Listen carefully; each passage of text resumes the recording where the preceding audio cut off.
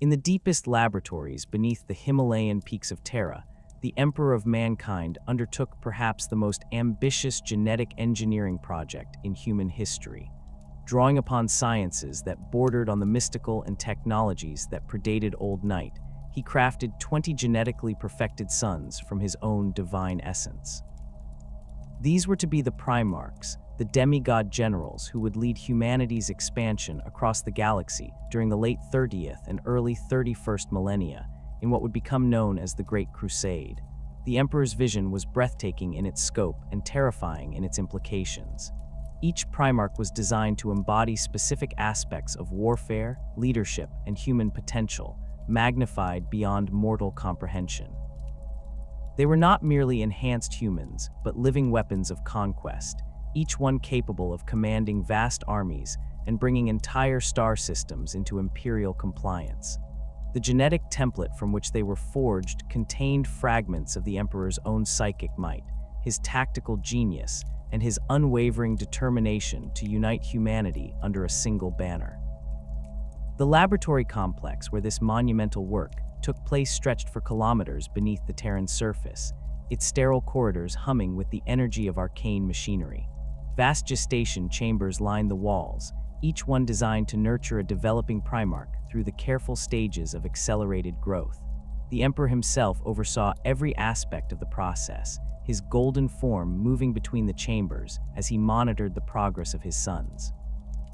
Tech adepts from Mars worked alongside the most brilliant geneticists Terra could offer, their augmented minds struggling to comprehend the full implications of what they were creating. Each Primarch was intended to serve as the genetic foundation for an entire legion of space marines. The Astartes gene seed would be derived from their Primarch's genetic template, creating a direct biological link between the superhuman generals and their transhuman warriors. This connection would ensure absolute loyalty and tactical coordination on a scale never before achieved in human warfare. The Emperor envisioned his sons leading from the front, their mere presence inspiring their legions to acts of heroism that would echo through the ages. The catastrophe that befell this grand design came without warning, and from a source the Emperor had perhaps underestimated. The Chaos Gods, those malevolent entities that dwelt within the roiling depths of the warp, recognized the threat that 20 unified Primarchs would pose to their eternal schemes. In a coordinated assault that transcended physical reality, they struck at the very heart of the Emperor's project, while the Primarchs were still in their infant stages of development. The attack manifested as a warp storm of unprecedented fury, its psychic winds tearing through the barriers between reality and the immaterium. The carefully controlled environment of the gestation chambers was shattered in moments as chaotic energies poured through dimensional rifts. The infant Primarchs, still developing within their protective cocoons, were caught in the maelstrom and scattered across the galaxy like leaves in a hurricane.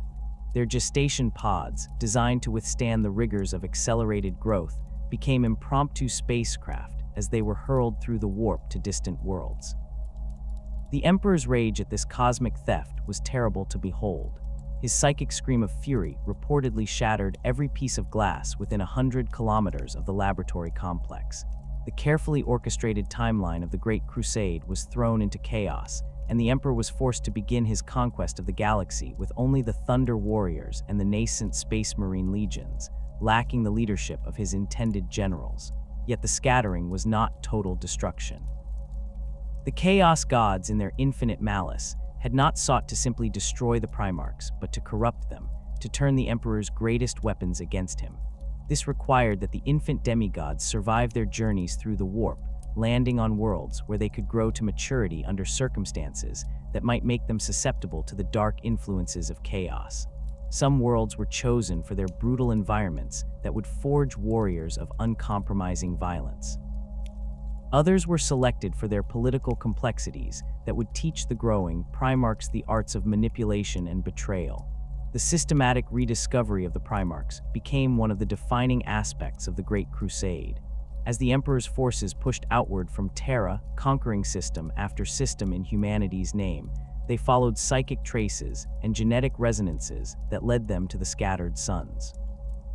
Each rediscovery was a moment of triumph and trepidation, as the Emperor was reunited with his creations, while simultaneously learning how their experiences on alien worlds had shaped their personalities and capabilities.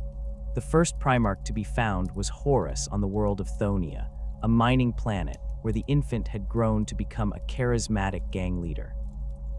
His reunion with the Emperor was marked by immediate recognition and acceptance, setting the template for how other discoveries would unfold. Lionel Johnson was found on the death world of Caliban, where he had become a knight protector fighting against the planet's monstrous inhabitants. Fulgrim was discovered on Chemos, where his perfectionist nature had transformed a dying industrial world into a paradise of artistic achievement. Each reunion followed a similar pattern. The Emperor would arrive in the system, his psychic presence immediately recognizable to his son, despite decades of separation. The Primarch would typically be found in a position of leadership or prominence on their adoptive world, their superhuman capabilities having inevitably elevated them above their mortal peers. The meeting between father and son was invariably emotional, though the specific nature of that emotion varied greatly depending on the Primarch's experiences and personality. Leman Russ was found on the ice world of Fenris, where he had become a legendary warrior king among the planet's feudal tribes. His reunion with the Emperor involved a drinking contest and a wrestling match, establishing a relationship built on mutual respect and shared appreciation for direct action.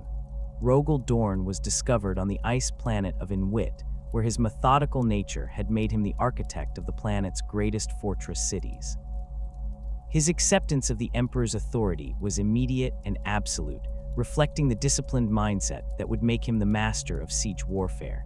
Conrad Kerr's discovery on the crime-ridden world of Nostromo revealed the darker possibilities inherent in the Primarch project. The Night Haunter, as he had become known, had used terror and violence to impose order on his world's criminal underworld. His methods were effective but brutal, foreshadowing the psychological instability that would later consume him entirely.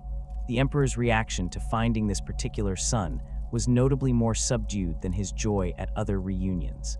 The process of rediscovery was not merely about locating the Primarchs, but also about integrating them into the Imperial war machine. Each found son was given command of the Space Marine Legion created from his genetic template, transforming scattered companies of warriors into cohesive fighting forces led by their genetic progenitor. The Primarchs brought with them the tactical doctrines and cultural practices of their adoptive worlds, creating distinct identities for each legion that would persist throughout the Great Crusade and beyond. Ferrus Manus was found on Medusa, where his hands had been transformed into living metal through contact with a silver dragon he had slain. His reunion with the Emperor led to the creation of the Iron Hands Legion, warriors who shared their Primarch's fascination with replacing flesh with mechanical augmentation. Vulcan was discovered on Nocturne, where his compassionate nature and skill as a smith had made him a beloved figure among the planet's population. His legion, the Salamanders, would become known for their protective instincts toward human civilians and their mastery of flame-based weaponry. The rediscovery process revealed the full scope of the Chaos God's manipulation. Some Primarchs had been placed on worlds that would enhance their loyalty to the Emperor and humanity, while others had been corrupted by environments designed to foster the very traits that would eventually lead them to betrayal. Magnus the Red was found on Prospero, where his psychic abilities had been nurtured and expanded, making him a powerful ally, but also dangerously susceptible to the temptations of forbidden knowledge. Angron was discovered on Nuceria, where his empathic abilities had been surgically removed and replaced with the Butcher's nails, cybernetic implants that drove him into perpetual rage. By the time the Great Crusade reached its zenith, 18 of the 20 Primarchs had been found and integrated into the Imperial war effort. Their combined might had conquered thousands of worlds and brought countless human populations back into the fold of a unified species. The Space Marine legions had grown to unprecedented size and effectiveness under their leadership, each one reflecting the particular strengths and characteristics of their genetic father. Yet 2 Primarchs remained forever lost to history. The 2nd and 11th legions had been created alongside their brothers, their genetic templates carefully crafted by the Emperor's own hand. Their infant forms had been scattered along with the others during the Chaos God's assault on the Terran laboratories. Unlike their 18 brothers, however, these two were never found by Imperial forces, or if they were discovered, their fate was deemed so terrible that all records of their existence were systematically purged from Imperial archives. The deliberate suppression of all records regarding the 2nd and 11th Legions represents one of the most comprehensive acts of censorship in human history. By direct Imperial decree, every mention of these two lost sons was removed from official documents, their names struck from the rolls of honor, and their very existence denied. The remaining Primarchs were forbidden from speaking of their missing brothers, a prohibition that was enforced with such severity that even the most rebellious among them dared not violate it. This systematic erasure extended to every level of Imperial society. The Space Marines who had once served in these legions were either executed, mind wiped, or redistributed among other legions, with their memories altered to remove any trace of their original allegiance. The worlds they had conquered were reassigned to other legions' records, their liberation attributed to different forces entirely. Even the gene seed repositories that would have contained samples from these Primarchs were destroyed, ensuring that no future attempt could be made to recreate what had been lost. The thoroughness of this suppression suggests that whatever fate befell the 2nd and 11th Primarchs was considered so dangerous or shameful that even acknowledging their existence posed a threat to the Imperial cause. Some whispered theories suggested that they had fallen to chaos corruption so complete that their very names had become weapons of the Dark Gods. Others proposed that they had committed acts of such magnitude that their punishment required the complete erasure of their legacy from human memory. The remaining Primarchs' reactions to this enforced silence varied according to their personalities and relationships with their lost brothers. Some, like Rogel Dorn, accepted the decree with stoic resignation, understanding that the Emperor's judgment was final and absolute. Others, particularly those with more questioning natures, struggled with the imposed amnesia, but ultimately submitted to their father's will. The psychological impact of losing two brothers and being forbidden to mourn them properly would contribute to the tensions that eventually erupted during the Horus Heresy. The empty spaces left by the missing Primarchs became a constant reminder of the Great Crusade's hidden tragedy. When the Primarchs gathered for councils of war or ceremonial occasions, two seats remained perpetually vacant, their absence more noticeable than any presence could have been. The numbering system of the legions preserved the memory of loss, with the 2nd and 11th positions serving as silent monuments to whatever catastrophe had befallen their occupants. The official Imperial designation system for the Space Marine legions followed a numerical sequence that reflected their order of creation in the Emperor's laboratories beneath the Himalayan peaks. Each legion bore a number from 1 through 20, corresponding to the genetic template of their Primarch progenitor.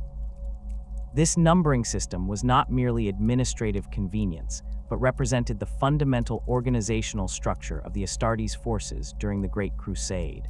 The 1st Legion became the Dark Angels, the 3rd Legion the Emperor's Children, the 5th Legion the White Scars, and so forth through the sequence that would define humanity's greatest military expansion.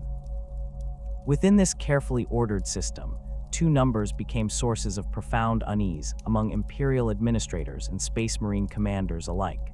The 2nd and 11th positions in the sequence were not simply vacant, but actively avoided in official documentation.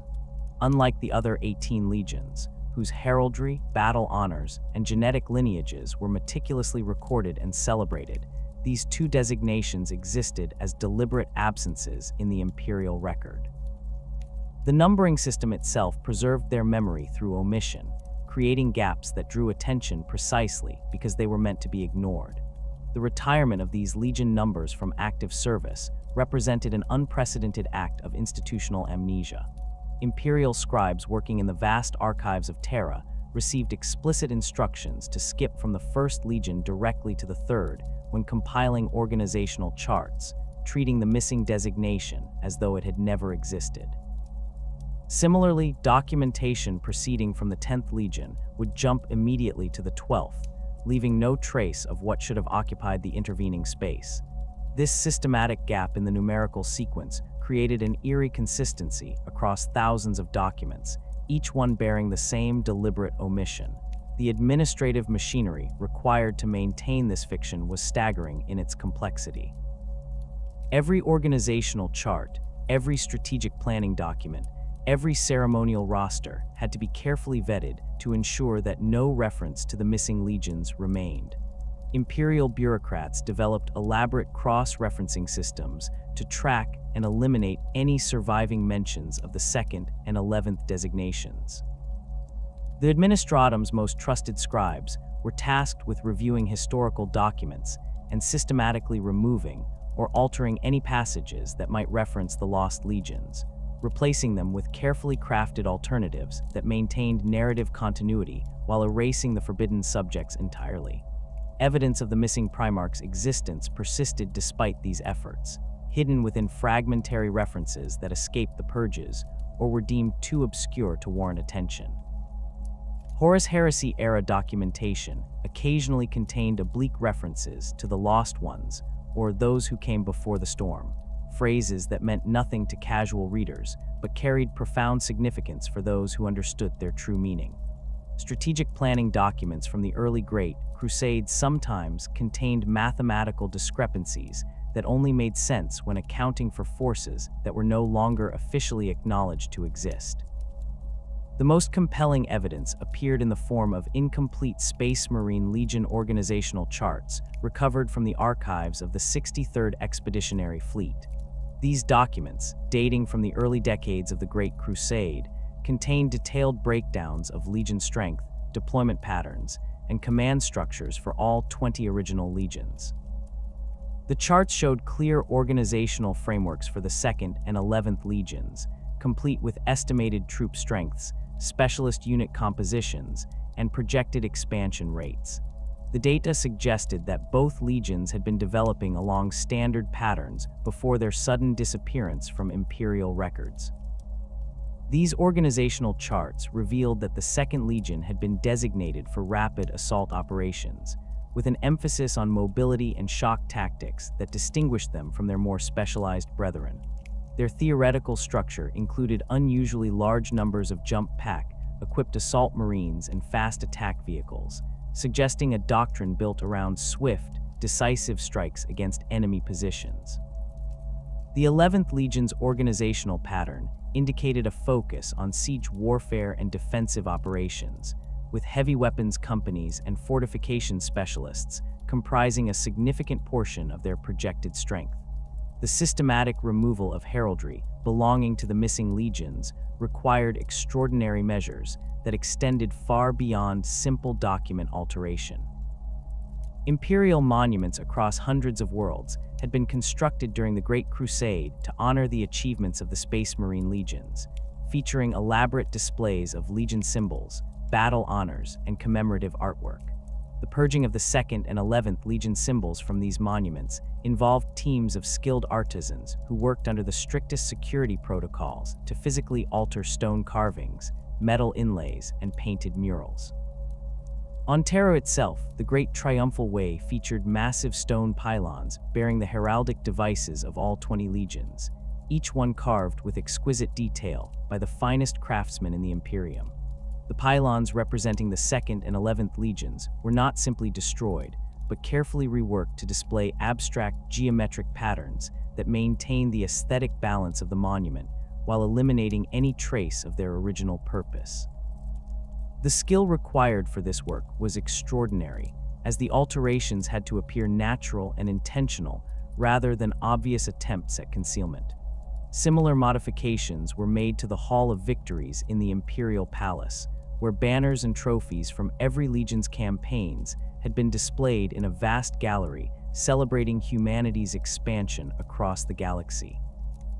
The sections dedicated to the 2nd and 11th legions were transformed into memorial spaces honoring unnamed heroes of the Great Crusade, their original contents replaced with generic symbols of imperial unity and conquest. The curators responsible for these changes were sworn to secrecy under pain of death, their work conducted in absolute isolation from the rest of the palace staff. The genetic legacy of the missing Primarchs presented the most complex challenge for imperial censors. Unlike heraldry or battle records, which could be physically altered or destroyed, the genetic templates of the 2nd and 11th Primarchs existed in multiple forms across the Imperium. Gene seed repositories on dozens of worlds contained samples from these legions, carefully preserved for future Space Marine recruitment and research purposes. The systematic destruction of these genetic archives required the deployment of specialized Mechanicus teams equipped with the most sophisticated data purging equipment available. The process of genetic erasure extended to the Space Marines themselves. Warriors who had served in the 2nd and 11th Legions possessed genetic modifications derived from their Primarch's template, making them living repositories of forbidden knowledge.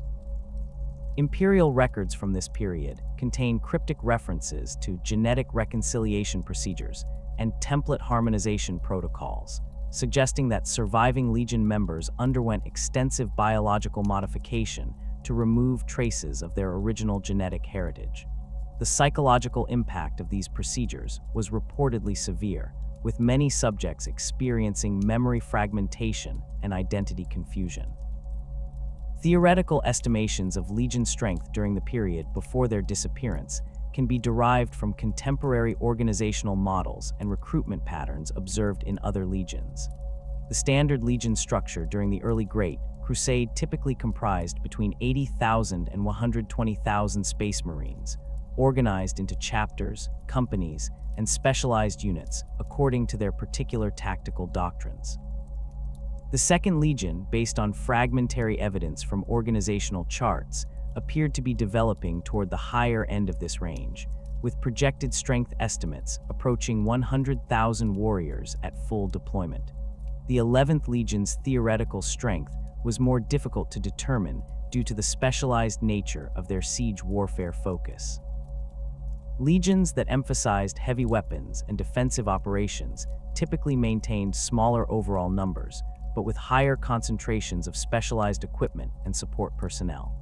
Estimates suggest that the 11th Legion might have numbered between 70,000 and 90,000 Space Marines, with a significant portion of their strength concentrated in Devastator squads, heavy weapon companies, and engineering units capable of constructing and maintaining complex fortifications. Recruitment world analysis provides additional insight into the potential scope of the missing Legion's operations. Each Legion typically maintained recruitment rights over multiple worlds, creating a network of human populations specifically cultivated to produce suitable candidates for Space Marine transformation. The Second Legion's emphasis on rapid assault tactics would have required recruitment from worlds that produced individuals with exceptional reflexes, spatial awareness, and aggressive temperaments. Death worlds with high-gravity environments or planets with complex three-dimensional terrain would have been ideal sources for such recruits. The 11th Legion's focus on siege warfare and defensive operations would have necessitated recruitment from worlds that emphasized discipline, technical aptitude, and psychological resilience. Forge worlds with strong Mechanicus presence, or civilized worlds with advanced engineering traditions, would have provided the most suitable candidates for transformation into siege specialists. The systematic erasure of these recruitment networks would have required the reassignment of entire planetary populations to other legions, a logistical undertaking of staggering complexity. Evidence suggests that both missing legions had begun establishing their characteristic recruitment patterns before their disappearance. Fragmentary records from the Adeptus Munitorum indicate that specific worlds had been designated as primary recruitment sources for the 2nd and 11th Legions, with infrastructure development and population screening programs already underway. The sudden termination of these programs would have left thousands of potential recruits in administrative limbo, their destinies abruptly redirected to other legions without explanation. The impact of losing two entire legions extended beyond simple numerical reduction in Imperial military strength. The specialized capabilities that each legion was developing represented unique tactical approaches that could not be easily replicated by their surviving brothers. The Second Legion's rapid assault doctrine might have proven crucial in campaigns where speed and surprise were essential, while the 11th Legion's siege expertise could have shortened numerous protracted conflicts during the Great Crusade's expansion phase. The redistribution of surviving personnel from the missing legions created subtle but significant changes in the composition of other legions. Warriors with specialized training in rapid assault techniques were absorbed into legions with different tactical doctrines, potentially diluting their unique skills while introducing foreign elements into established unit cultures. Similarly, siege warfare specialists found themselves integrated into legions that might not fully appreciate or utilize their particular expertise, representing a permanent loss of institutional knowledge and capability. The psychological impact on the remaining Primarchs of losing two brothers was profound and lasting. The enforced silence surrounding the fate of the 2nd and 11th Primarchs created an atmosphere of unspoken dread that permeated every gathering of the Emperor's sons. The empty chairs at council meetings served as constant reminders that even the Emperor's most favored creations were not immune to some terrible fate that remained too dangerous to acknowledge or discuss. The Word-Bearers Legion possessed a unique relationship with forbidden knowledge that predated their fall to chaos by decades. Even during the height of the Great Crusade, when they still professed loyalty to the Emperor's vision of imperial truth, the 17th Legion maintained extensive archives of religious texts, philosophical treatises, and historical documents that other legions would have considered heretical or irrelevant. This scholarly tradition, inherited from their Primarch Lorgar's deep fascination with matters of faith and cosmic truth, positioned the Word-Bearers as inadvertent custodians of information that the Imperium sought to suppress. Lorgar Aurelian's approach to knowledge differed fundamentally from his brother's more pragmatic perspectives. Where Roboute Guilliman collected information to improve administrative efficiency and Perturabo gathered data to enhance his siegecraft, Lorgar pursued understanding for its own sake, driven by an insatiable hunger to comprehend the deeper meanings behind existence itself. This philosophical inclination led him to preserve documents and testimonies that other Primarchs would have dismissed as irrelevant speculation, creating a vast repository of potentially dangerous information within the Word-Bearers' fortress monastery on Colchis. The Primarch's private study within the Tower of Silence contained thousands of texts that had been collected from conquered worlds throughout the Great Crusade. Ancient religious manuscripts, philosophical treatises from lost human civilizations, and even Zeno's documents that had been translated by the Legion's scholar marines filled the chamber's towering shelves. Among these accumulated writings were fragmentary references to events and individuals that officially no longer existed, preserved not through deliberate defiance of imperial censorship, but through Lorgar's compulsive need to understand the full scope of human history and divine purpose. During the early decades of the Great Crusade, before the Emperor's censure at Monarchia had begun Lorgar's transformation into a servant of the Dark Gods, the Word-Bearers Primarch engaged in extensive correspondence with his brothers regarding matters of philosophy, theology, and the nature of their shared destiny. These private communications, conducted through encrypted astropathic channels or delivered by trusted courier serfs, revealed a side of Lorgar that his public persona as the Emperor's most devoted son had concealed. In these intimate exchanges, he demonstrated a profound awareness of gaps in the official narrative of the Great Crusade that troubled his deeply analytical mind. Correspondence recovered from the personal archives of Fulgrim contained several references to conversations with Lorgar regarding what the Word-Bearers Primarch termed the arithmetic of brotherhood. In one particularly revealing exchange, Lorgar had questioned why the Emperor's grand design required exactly 18 legions, when the theoretical framework of the Great Crusade seemed to suggest a more complete organizational structure. His mathematical mind had identified patterns in legion deployment and specialization that implied the existence of additional forces whose absence created tactical and strategic gaps in the Imperial war machine. These observations were not mere academic curiosity, but reflected Lorgar's genuine concern for the completeness of the Emperor's vision. The Word-Bearers Primarch possessed an almost supernatural ability to perceive underlying patterns and hidden connections, a gift that made him invaluable as a philosopher and theologian, but also dangerously perceptive regarding matters that were meant to remain concealed. His letters to Perdurabo contained detailed analyses of siege warfare doctrines that referenced tactical approaches no existing legion had developed, suggesting knowledge of military traditions that had been systematically erased from imperial records. The most significant evidence of Lorger's awareness of the missing Primarchs appeared in his theological writings, particularly in the extensive commentaries he produced on the nature of divine will and cosmic purpose. These texts, written in the flowing script of ancient Colchisian and intended for private study rather than public distribution, contained numerous references to the broken circle of brotherhood and the wounds in the Emperor's grand design. The language was sufficiently metaphorical to avoid direct violation of imperial censorship, but the underlying meaning was clear to those who understood the context of his concerns. In one particularly revealing passage from his treatise on the nature of divine sacrifice, Lorger wrote extensively about the concept of necessary loss in the pursuit of greater purpose.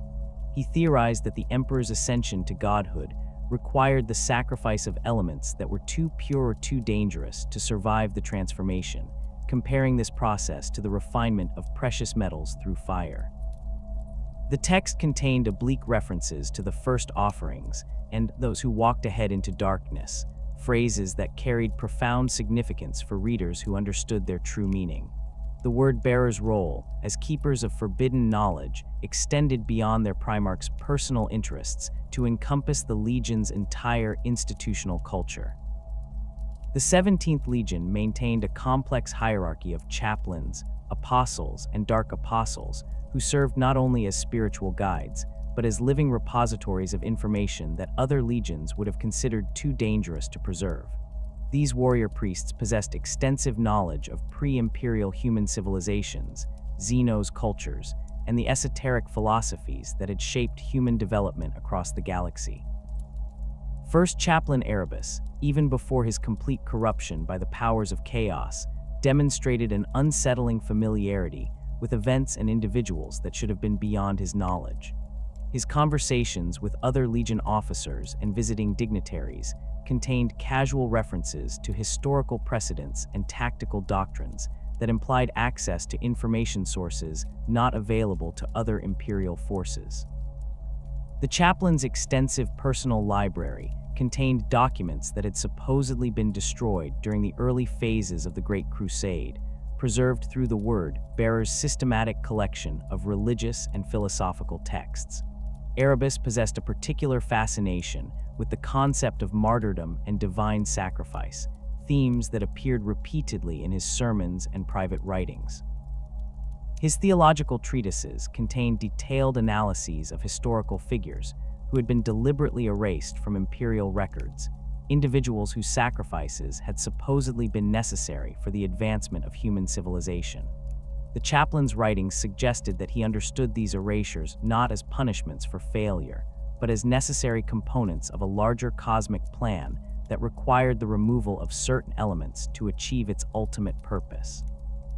The first chaplain's knowledge extended to specific details about Legion organization and deployment patterns that should have been classified far above his security clearance.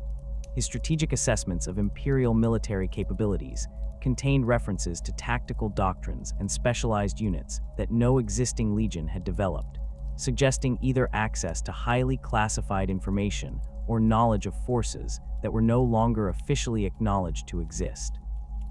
These references were sufficiently subtle to avoid triggering Imperial censorship protocols, but their implications were clear to those who understood the context of his observations. Cor Ferron, Lorger's adoptive father and the most senior member of the Word-Bearer's command structure, possessed an even more extensive knowledge of forbidden subjects than his nominal subordinates. His position as the Primarch's closest advisor and spiritual mentor had granted him access to information that was denied to other Legion officers, including details about the early years of the Great Crusade that had been systematically suppressed in official records. The elderly warrior's conversations with trusted subordinates contained references to events and individuals that predated the establishment of the current imperial censorship protocols. The former priest of the Covenant demonstrated a disturbing awareness of the political and military factors that had shaped the early development of the Space Marine legions. His private discussions with other Word-Bearers officers revealed knowledge of organizational changes and strategic realignments that had occurred during the first decades of the Great Crusade, modifications that officially had been attributed to natural evolution of imperial military doctrine, but which Pharaon understood to have more sinister explanations. His insights into the true nature of these changes suggested access to information sources that extended far beyond normal intelligence channels. Pharaon's theological writings contained extensive discussions of the concept of divine judgment and the necessity of removing impure elements from sacred institutions. His treatises on the nature of spiritual corruption included detailed analyses of historical cases where entire organizations had been dissolved or transformed to prevent the spread of dangerous influences. The language he employed was sufficiently abstract to avoid direct violation of imperial censorship, but the underlying themes clearly referenced events that had been systematically erased from official records. The Word-Bearers' collection of Colchian religious texts provided another avenue for preserving forbidden knowledge in forms that escaped imperial censorship. The ancient religious traditions of Colchis contained numerous references to cosmic cycles, divine judgment, and the necessity of sacrifice in the pursuit of spiritual advancement. These themes, when interpreted through the lens of the Word-Bearers' extensive knowledge of imperial history, provided a framework for understanding events that could not be discussed directly without violating censorship protocols. The Chronicle of Divine Ascension, one of the most significant religious texts preserved in the Word-Bearers' archives, contained passages that could be interpreted as veiled references to the missing Primarchs. The Chronicle described a cosmic struggle between forces of order and chaos that required the sacrifice of the firstborn of light to prevent the corruption of the divine plan. The text's references to brothers who walked into darkness and the empty thrones of heaven carried profound significance for readers who understood their true meaning. Another important Colchian text, the Codex of Sacred Numbers, contained extensive discussions of the mystical significance of numerical patterns and their relationship to divine will.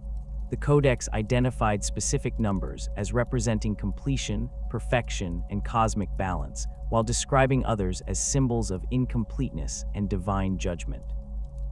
The text's treatment of the number 20 as representing perfect unity, contrasted with 18 as indicating necessary sacrifice, provided a theological framework for understanding the true scope of the Emperor's original vision. The Word-Bearers' preservation of these religious texts was not motivated by deliberate defiance of imperial censorship, but by their genuine belief in the spiritual significance of preserving complete records of human religious development. The Legion scholars and chaplains viewed themselves as custodians of humanity's spiritual heritage, responsible for maintaining the continuity of religious thought across the centuries of imperial expansion. This sense of duty led them to preserve documents and traditions that other legions would have considered irrelevant or dangerous.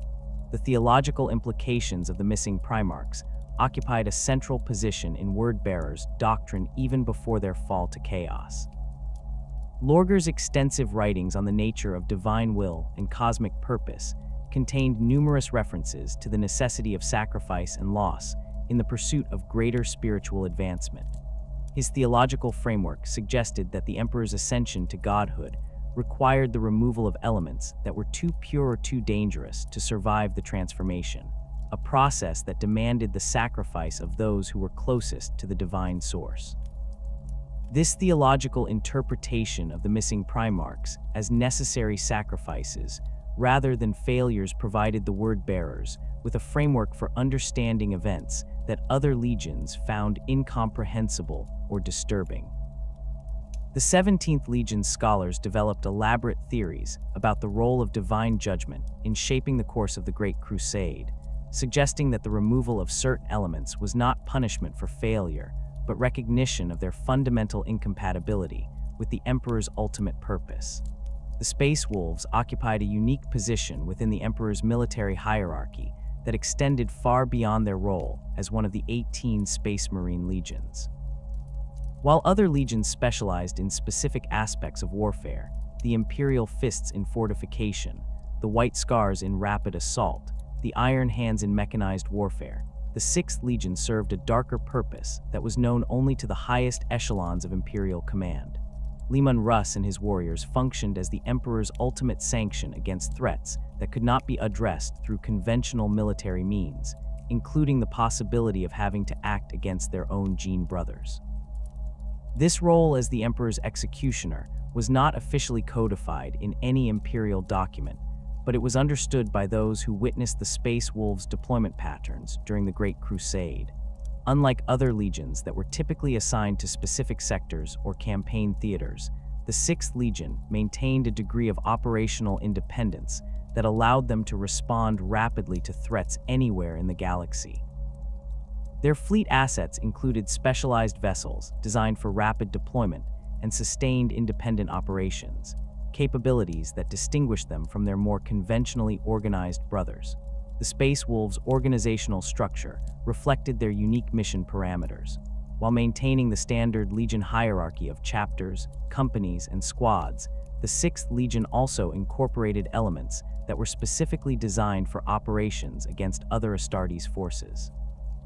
Their Wolf Guard units possessed equipment and training that was optimized for combat against power-armored opponents, including specialized ammunition types and close combat weapons that could penetrate Astartes' protection systems. These modifications were subtle enough to avoid drawing attention from other legions, but significant enough to provide crucial advantages in fratricidal conflict. Leman Russ himself embodied the contradictions inherent in his legion's dual nature. The Wolf King projected an image of straightforward barbarism that masked a sophisticated understanding of imperial politics and military strategy. His carefully cultivated persona as a simple warrior from a primitive world concealed the fact that he possessed one of the most analytically capable minds among the Primarchs. This deception was deliberate and necessary, as it allowed him to operate effectively in his role as the Emperor's hidden weapon while maintaining the trust and camaraderie of his brothers. The Primarch's relationship with the Emperor differed subtly but significantly from those of his brothers. While other Primarchs received broad strategic directives and were expected to interpret them according to their own tactical preferences, Russ often received specific, detailed instructions that were delivered through secure channels unavailable to other Legion commanders. These communications frequently contained information about potential threats within the Imperial military structure, including assessments of his brother, Primarch's psychological stability, and loyalty indicators that would have been considered highly sensitive by normal standards. The Space Wolves' involvement in the censure of the Thunder Warriors during the Unification Wars had established their credentials as reliable executioners of the Emperor's will. The 6th Legion's participation in the systematic elimination of the Thunder Warrior regiments demonstrated their willingness to carry out orders that other forces might have found morally problematic. This early demonstration of absolute loyalty and operational effectiveness had marked them as suitable for similar tasks that might arise during the Great Crusade. The Legion's cultural traditions reinforced their suitability for these dark duties. Fenrisian warrior culture emphasized personal honor and loyalty to the pack above individual survival, creating a mindset that was ideally suited for operations that required absolute secrecy and unwavering commitment.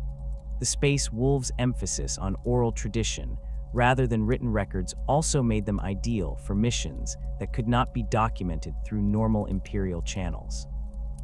Their sagas and battle songs preserved the memory of their greatest victories while carefully omitting details that might compromise operational security. The Wolf King's burden became most apparent during the period of the Great Crusade, when the 2nd and 11th Legions disappeared from Imperial records. While the exact nature of the Space Wolves' involvement in these events remained classified at the highest levels, circumstantial evidence suggested that the 6th Legion had played a crucial role in whatever fate befell their missing brothers. The timing of certain Space Wolves deployments coincided with gaps in the operational records of the Lost Legions, creating patterns that were visible only to those with access to the most sensitive Imperial intelligence. Bjorn the Fell-Handed, who would later become the oldest living Space Marine in the Imperium, possessed memories of campaigns during the Great Crusade that he guarded with extraordinary care.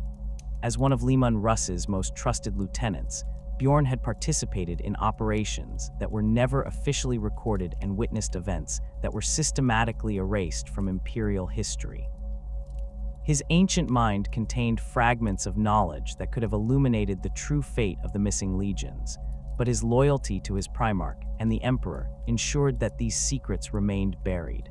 The future Great Wolf's careful silence regarding certain campaigns during the Great Crusade was notable for its consistency and deliberate nature. When questioned about specific time periods or operational deployments, Bjorn would deflect inquiries with references to other, more publicly acceptable missions that the Space Wolves had undertaken during the same timeframes. His responses were crafted with the skill of someone who had spent centuries practicing the art of concealment, revealing just enough information to satisfy curiosity while protecting the most sensitive details. Bjorn's memories of his Primarch during these dark periods revealed the psychological toll that the Wolf King's burden had exacted. The ancient warrior recalled instances when Leman Russ would retreat to his private chambers for days at a time, emerging with a haunted expression that suggested he had been wrestling with decisions that challenged even his iron resolve. These periods of isolation typically followed the receipt of sealed orders from Terra, communications that were delivered by the most secure astropathic channels and destroyed immediately after being read. The Space Wolves who participated in these classified operations developed their own methods for coping with the psychological impact of their actions. The Legion's emphasis on brotherhood and pack loyalty provided a support structure that helped individual warriors process the moral complexities of their duties. However, the requirement for absolute secrecy meant that these support mechanisms had to operate within carefully defined boundaries that prevented the disclosure of operational details even to other members of the Legion. The Wolf King's relationship with his brothers became increasingly complex as the Great Crusade progressed and the full scope of his duties became apparent. Leman Russ found himself in the position of maintaining normal fraternal relationships with Primarchs who might one day become targets of his Legion's specialized capabilities.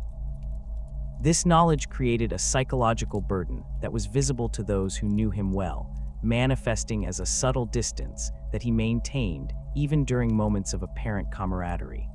The Primarch's famous feuds with Magnus the Red and Lionel Johnson took on additional significance when viewed through the lens of his role as the Emperor's executioner. These conflicts, which appeared to be based on personal animosity and cultural differences, may have served as cover for more systematic assessments of his brother's loyalty and stability. The Wolf King's confrontational behavior provided him with opportunities to observe his brothers under stress, gathering intelligence that could prove crucial if more drastic measures became necessary.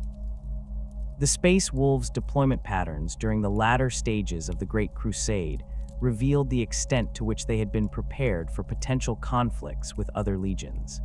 The 6th Legion maintained unusually detailed intelligence files on the tactical doctrines, organizational structures, and key personnel of their brother legions. This information was gathered through seemingly casual interactions during joint operations and ceremonial occasions, creating a comprehensive database that would have been invaluable in planning operations against other Astartes forces. The Legion's weapon procurement and equipment development programs also reflected their unique mission requirements.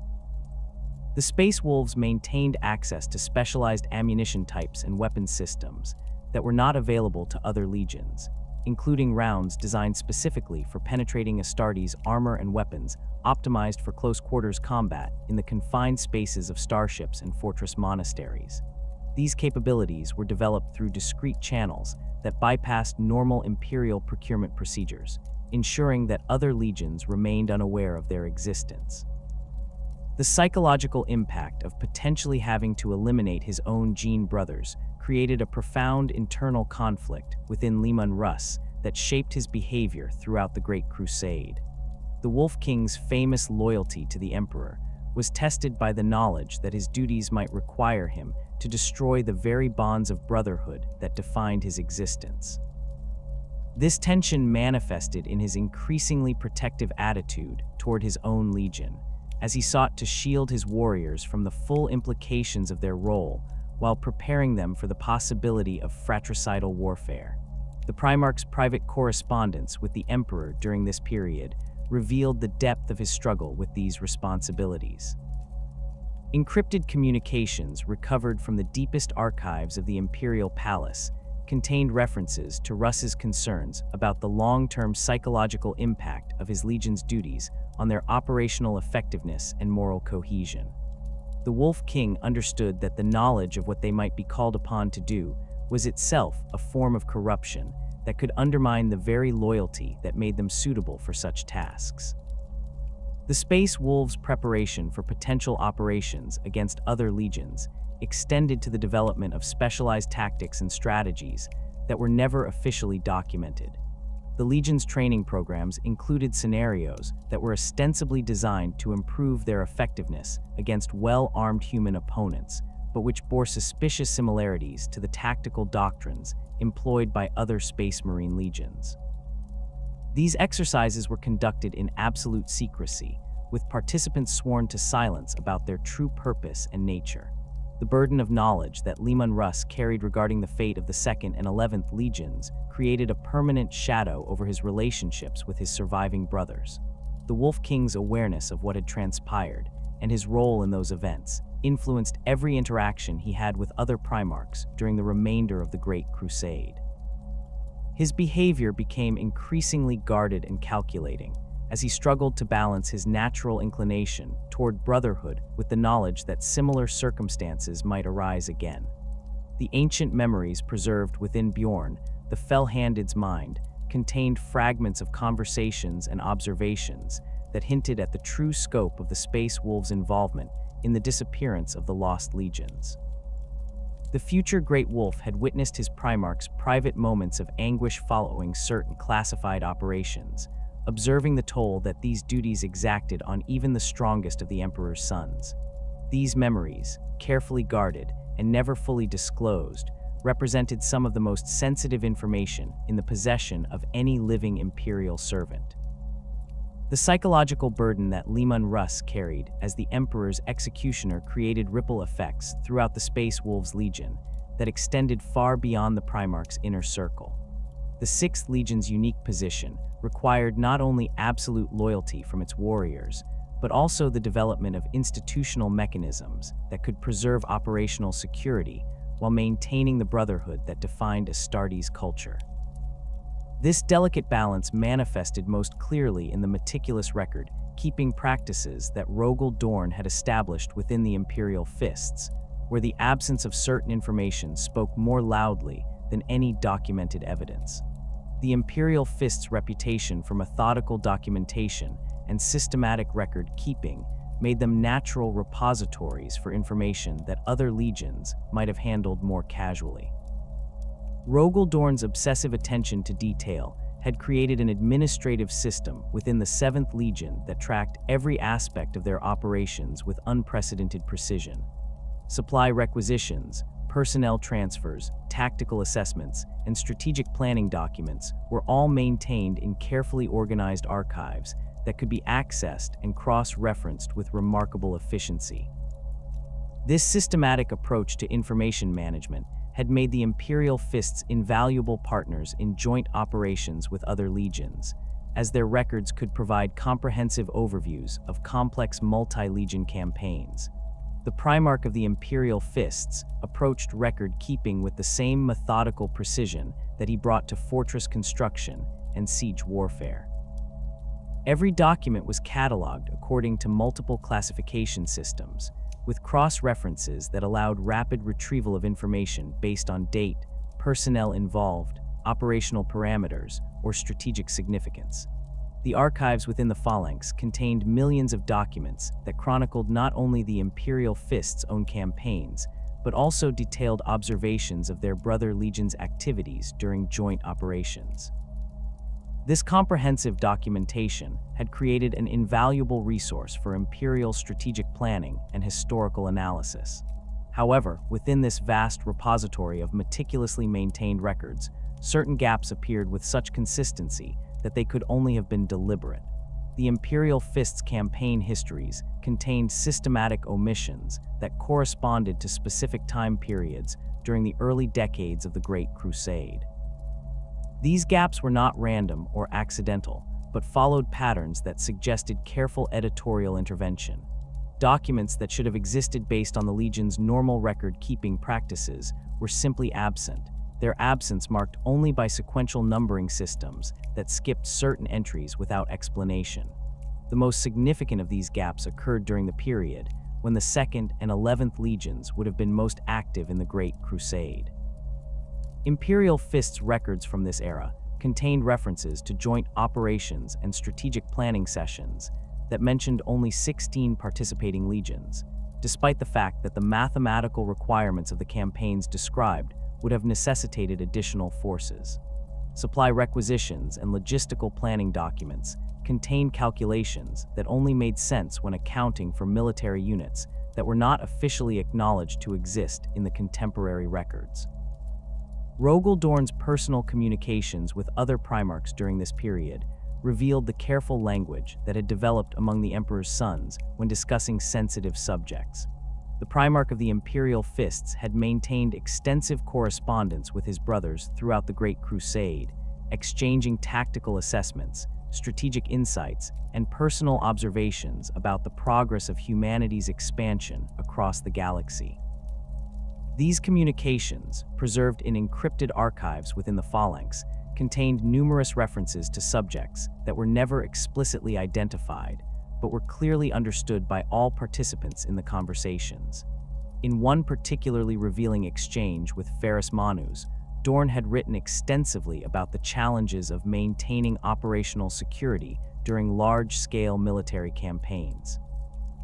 The letter contained detailed discussions of the procedures required to ensure that sensitive information remained compartmentalized, preventing unauthorized disclosure while maintaining the operational effectiveness of Imperial forces.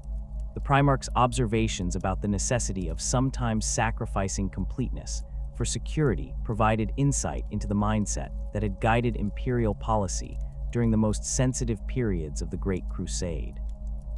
The correspondence between Dorn and Guilliman contained even more explicit references to the administrative challenges created by the systematic suppression of certain information. The two Primarchs, both known for their methodical approaches to military organization, had exchanged detailed analyses of the logistical implications of removing entire military units from operational records. Their discussions revealed the extraordinary complexity of maintaining fictional organizational structures that could account for the absence of forces that had officially never existed, while preserving the operational integrity of ongoing campaigns.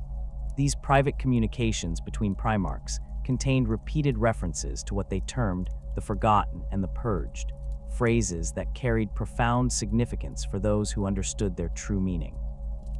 The language was carefully chosen to avoid direct violation of Imperial censorship protocols, while still allowing the Emperor's sons to acknowledge the reality of what had transpired. Dorn's correspondence with Sanguinius contained particularly poignant references to the emotional toll of maintaining silence about subjects that weighed heavily on all their minds. The Imperial Fist's role in the systematic erasure of the Lost Legions extended beyond simple record keeping to encompass more active participation in the physical destruction of evidence. The 7th Legion's expertise in siege warfare and fortification made them natural choices for operations that required the complete destruction of heavily defended installations. Their specialized knowledge of structural engineering and demolition techniques would have been invaluable in ensuring that fortress monasteries and other Legion facilities were destroyed so thoroughly that no trace of their original purpose remained. Evidence of the Imperial Fist's involvement in these operations could be found in the careful gaps that appeared in their deployment records during specific periods of the Great Crusade. The Legion's normal operational patterns showed consistent deployment schedules and predictable rotation cycles that allowed for maintenance, resupply, and personnel replacement. However, during certain critical periods, entire companies of Imperial Fists would disappear from normal deployment schedules for extended periods, their activities during these absences never officially documented or explained. The specialized equipment requisitions that appeared in Imperial Fists records during these periods suggested operations that went far beyond normal siege warfare activities. Orders for exotic demolition charges, specialized cutting tools, and equipment designed for the systematic destruction of Astartes-grade fortifications indicated missions that required the complete obliteration of structures built to withstand the most extreme forms of assault. The quantities of materials requested suggested operations on a scale that would have been necessary to destroy entire fortress monastery complexes. The psychological impact of these operations on the Imperial Fists who participated in them was carefully managed through the Legion's existing disciplinary and spiritual frameworks. The 7th Legion's emphasis on duty, honor, and absolute loyalty to the Emperor provided a conceptual foundation that allowed warriors to rationalize their participation in activities that might otherwise have created moral conflicts. The Imperial Fist's cultural tradition of viewing themselves as the Emperor's Praetorians made them psychologically suited for operations that required absolute discretion and unwavering commitment to Imperial security. Rogel Dorn's personal struggle with the moral implications of these duties was evident in his private writings and personal communications. The Primarch's journals, maintained in his private chambers aboard the Phalanx, contained extensive philosophical reflections on the nature of duty and the sometimes tragic requirements of absolute loyalty. His writings revealed a man who understood the necessity of his actions, while simultaneously being deeply troubled by their implications for the brotherhood that had defined his existence as one of the Emperor's sons. The Primarch's approach to these moral conflicts was characteristically methodical and systematic. Dorn had developed elaborate philosophical frameworks that allowed him to rationalize his participation in activities that violated his natural inclinations toward honor and brotherhood. His writings contained detailed analyses of the concept of necessary sacrifice and the obligations that absolute loyalty imposed on those who served the Emperor's will. These philosophical constructs provided the intellectual foundation that allowed him to carry out orders that would have been emotionally devastating without such rational justification. The Imperial Fist's institutional memory of these events was carefully managed through a combination of compartmentalization and selective disclosure.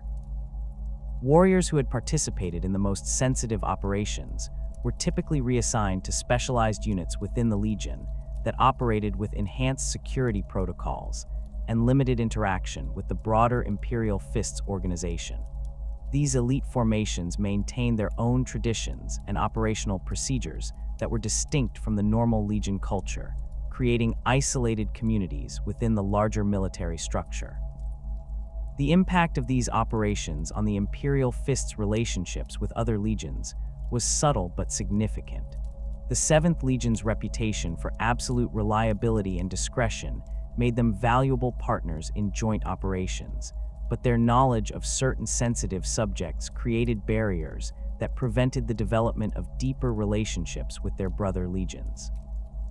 Imperial Fist's officers who had participated in classified operations found themselves maintaining careful emotional distance from their counterparts in other legions, unable to fully engage in the camaraderie that normally characterized inter-legion relationships.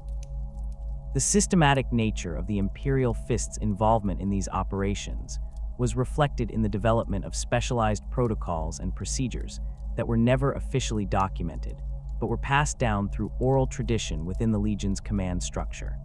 These informal procedures covered everything from the secure disposal of sensitive materials to the psychological support systems that were necessary to maintain operational effectiveness during morally challenging missions.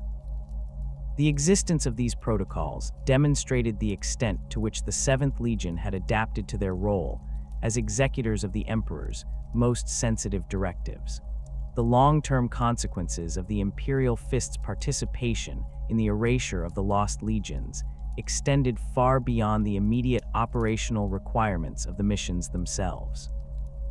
The knowledge that they had been called upon to destroy their own gene brothers created a permanent psychological burden that influenced every aspect of the Legion's subsequent development.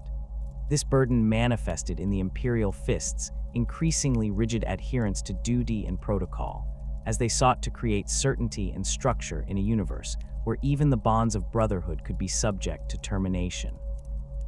The careful maintenance of this institutional silence required constant vigilance and sophisticated information management systems that extended throughout the Imperial Fist's command structure. Officers at every level of the Legion hierarchy were trained to recognize and respond appropriately to inquiries about sensitive subjects, deflecting questions without creating suspicion while maintaining the operational security that had been deemed essential for Imperial stability. This training created a culture of careful speech and measured responses that became characteristic of Imperial Fist's interactions with outsiders. Rogel Dorn's acceptance of these responsibilities reflected his fundamental understanding of the Emperor's vision and the sacrifices that its implementation required. The Primarch viewed his participation in these operations not as a betrayal of his brothers, but as the ultimate expression of his loyalty to the Emperor and humanity's future. This perspective allowed him to maintain his sense of honor and purpose while carrying out duties that would have broken warriors with less absolute commitment to the Imperial cause. The 13th Legion's expansion during the latter decades of the Great Crusade presented one of the most remarkable logistical achievements in Imperial military history, yet it also raised questions that Imperial administrators preferred not to examine too closely. While other legions maintained relatively stable force levels throughout the campaign period, the Ultramarines experienced a period of unprecedented growth that transformed them from a substantial but unremarkable force into the largest single military formation in the Emperor's arsenal. This expansion occurred with such rapidity and efficiency that it defied conventional understanding of Space Marine recruitment and training protocols. Standard Space Marine creation procedures required extensive periods for candidate selection, genetic compatibility testing, surgical implantation of gene seed organs, and the psychological conditioning necessary to transform mortal humans into transhuman warriors. The process typically consumed several years per individual recruit, with significant attrition rates at every stage of development. Even the most efficient Legion recruitment programs could produce only limited numbers of new Space Marines annually, constrained by the availability of suitable candidates and the complex medical procedures required for successful transformation. The Ultramarines' recruitment statistics during the period, immediately following the disappearance of the 2nd and 11th Legions, showed dramatic increases that exceeded these normal parameters by substantial margins.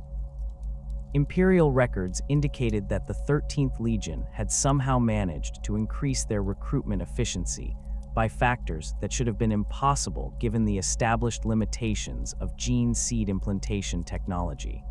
The mathematical impossibility of these figures suggested alternative explanations that were never officially acknowledged or investigated.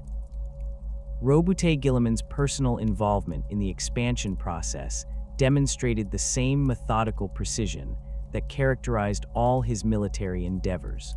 The Primarch had implemented systematic reforms to Ultramarines' recruitment protocols that supposedly optimized every aspect of the selection and training process. His innovations included enhanced screening procedures that identified suitable candidates more efficiently, improved surgical techniques that reduced implantation failure rates, and accelerated conditioning programs that shortened the overall transformation timeline without compromising the quality of the resulting warriors. The theoretical improvements that Guilliman claimed to have developed were certainly impressive from an administrative perspective, but they could not account for the sheer scale of the Ultramarines' expansion. Even with perfect efficiency in every aspect of the recruitment process, the biological limitations of gene seed cultivation and implantation created absolute constraints that could not be overcome through organizational reforms alone. The 13th Legion's growth rates suggested access to resources or methods that were not available to other legions operating under the same theoretical constraints. Ultramar's extensive network of recruitment worlds provided the most commonly cited explanation for the Legion's rapid expansion. The 13th Legion maintained recruitment rights over dozens of worlds within their home sector, creating a vast population base from which suitable candidates could be drawn. These worlds had been carefully selected and developed to produce individuals with the physical and psychological characteristics that made them ideal candidates for Space Marine transformation. The systematic cultivation of these recruitment populations represented one of the most sophisticated human resource management programs in Imperial history. The efficiency of Ultramar's recruitment infrastructure was undeniable, but it still could not fully explain the dramatic surge in Ultramarines' numbers during the critical period. Other legions maintained similar recruitment networks across multiple star systems, yet none experienced comparable growth rates. The 13th Legion's expansion occurred with such consistency and predictability that it suggested access to pre-existing pools of trained personnel, rather than the gradual development of new recruits through normal processes. The integration of these new warriors into existing Ultramarines formations proceeded with remarkable smoothness, demonstrating organizational capabilities that exceeded even Guilliman's legendary administrative skills. Newly recruited Space Marines typically required extensive additional training and cultural indoctrination before they could be effectively integrated into established units. The process of creating functional squad-level cohesion and developing the tactical instincts necessary for effective combat operations normally consumed months or years of intensive preparation.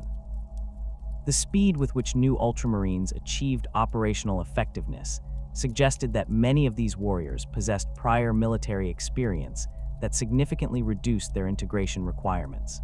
Veterans of other Imperial military forces would have required less extensive training in basic combat skills and tactical procedures, allowing them to focus on the specific doctrines and cultural practices that distinguished the 13th Legion from other Imperial formations.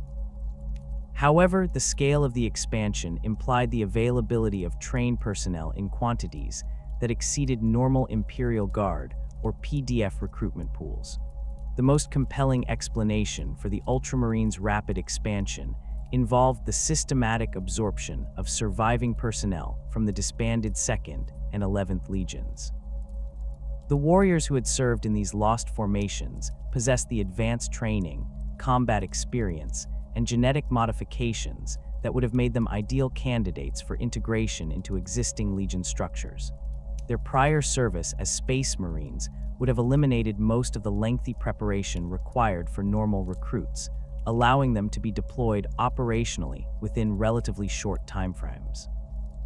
The process of integrating former members of the Lost Legions into Ultramarines formations would have required extensive psychological conditioning and cultural reorientation. Warriors who had developed strong loyalties to their original Primarchs and Legion traditions would have needed careful handling to ensure their successful adaptation to new command structures and tactical doctrines. The 13th Legion's sophisticated training programs and emphasis on disciplined professionalism would have provided an ideal framework for managing this complex transition. Evidence supporting this theory appeared in the subtle variations in combat doctrine and tactical preferences that emerged within certain Ultramarines formations during this period. Units that had previously demonstrated consistent adherence to established 13th Legion protocols began displaying tactical innovations and specialized capabilities that had not been part of their original training. These modifications were typically attributed to the natural evolution of military doctrine through combat experience, but their specific characteristics suggested influence from external sources with different tactical traditions. The specialized equipment and weapon preferences that appeared within certain Ultramarines companies during this period provided additional circumstantial evidence for the absorption theory. Space Marine legions typically maintained standardized equipment loadouts that reflected their particular tactical doctrines and operational requirements. The appearance of weapon systems and tactical gear that were not part of standard Ultramarines inventory suggested the integration of personnel who had been trained and equipped according to different legion standards. Robute Guilliman's development of the Codex Astartes during this period served multiple purposes beyond its stated goal of standardizing Space Marine organization and tactics. The comprehensive nature of the document, which covered every aspect of Space Marine operations from squad-level tactics to fleet organization, provided a framework for integrating diverse military traditions into a unified system. The Codex's emphasis on standardization and systematic organization would have been particularly valuable for managing the cultural integration of warriors from different legion backgrounds. The timing of the Codex Astartes development coincided precisely with the period of the Ultramarines' most rapid expansion, suggesting that the document was created at least partially in response to the practical challenges of managing such a diverse force. The systematic approach that Guilliman employed in developing the Codex reflected his understanding of the need to create unified doctrine and culture within a legion that had absorbed significant numbers of personnel from external sources. The document's comprehensive coverage of every aspect of Space Marine operations provided the institutional framework necessary to ensure consistent performance across all legion formations. The Codex's treatment of unit organization and command structures demonstrated particular attention to the challenges of integrating personnel with different training backgrounds and cultural expectations. The document's emphasis on standardized procedures and systematic approaches to military operations would have been essential for ensuring that warriors from different legion traditions could function effectively within unified command structures. The detailed specifications for equipment, tactics, and organizational procedures provided clear guidelines that eliminated potential sources of confusion or conflict. The psychological aspects of the Codex Astartes were equally important for managing the integration of former members of the Lost Legions. The document's emphasis on duty, honor, and service to the Emperor provided a unifying ideological framework that could supersede previous loyalties and allegiances. The systematic approach to indoctrination and cultural conditioning that the Codex prescribed would have been particularly valuable for ensuring that integrated personnel developed appropriate loyalty to their new legion and Primarch. The administrative systems that Guilliman developed to support the Codex's implementation included sophisticated record-keeping procedures that could accommodate the complex personnel histories of integrated warriors. The systematic approach to documentation and file management that characterized Ultramarines' administration would have been essential for maintaining operational security while preserving the institutional knowledge that these experienced warriors brought to their new assignments. The careful balance between preserving valuable experience and maintaining security protocols reflected the complex challenges of managing such a sensitive integration process. The training programs that the Ultramarines developed during this period demonstrated remarkable sophistication in their approach to cultural integration and tactical standardization. The 13th Legion's educational systems included comprehensive courses in Ultramarines history, traditions, and tactical doctrine that were designed to ensure complete assimilation of new personnel into the Legion's institutional culture. These programs were notably more extensive than the orientation procedures that other legions employed for their new recruits, suggesting recognition of the additional challenges involved in integrating experienced warriors from different backgrounds. The success of these integration efforts was evident in the operational effectiveness that the expanded Ultramarines demonstrated during subsequent campaigns. The 13th Legion's performance during the latter stages of the Great Crusade showed no degradation in quality despite their rapid expansion, suggesting that the integration of new personnel had been managed with exceptional skill and attention to detail. The consistency of tactical performance across all Ultramarines formations indicated that the cultural and doctrinal standardization efforts had achieved their intended objectives. The geographic distribution of the Ultramarines' expansion provided additional insight into the methods employed to manage the integration process. Rather than concentrating new personnel within existing formations, the 13th Legion distributed integrated warriors across multiple companies and chapters, preventing the formation of distinct subgroups that might have maintained separate identities or loyalties.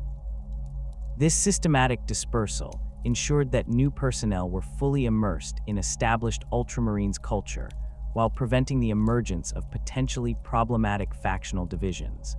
The specialized roles that many of the integrated warriors assumed within Ultramarines formations suggested that their previous experience had been carefully evaluated and utilized. Veterans with particular expertise in siege warfare, void combat, or specialized weapon systems were typically assigned to positions where their skills could be most effectively employed.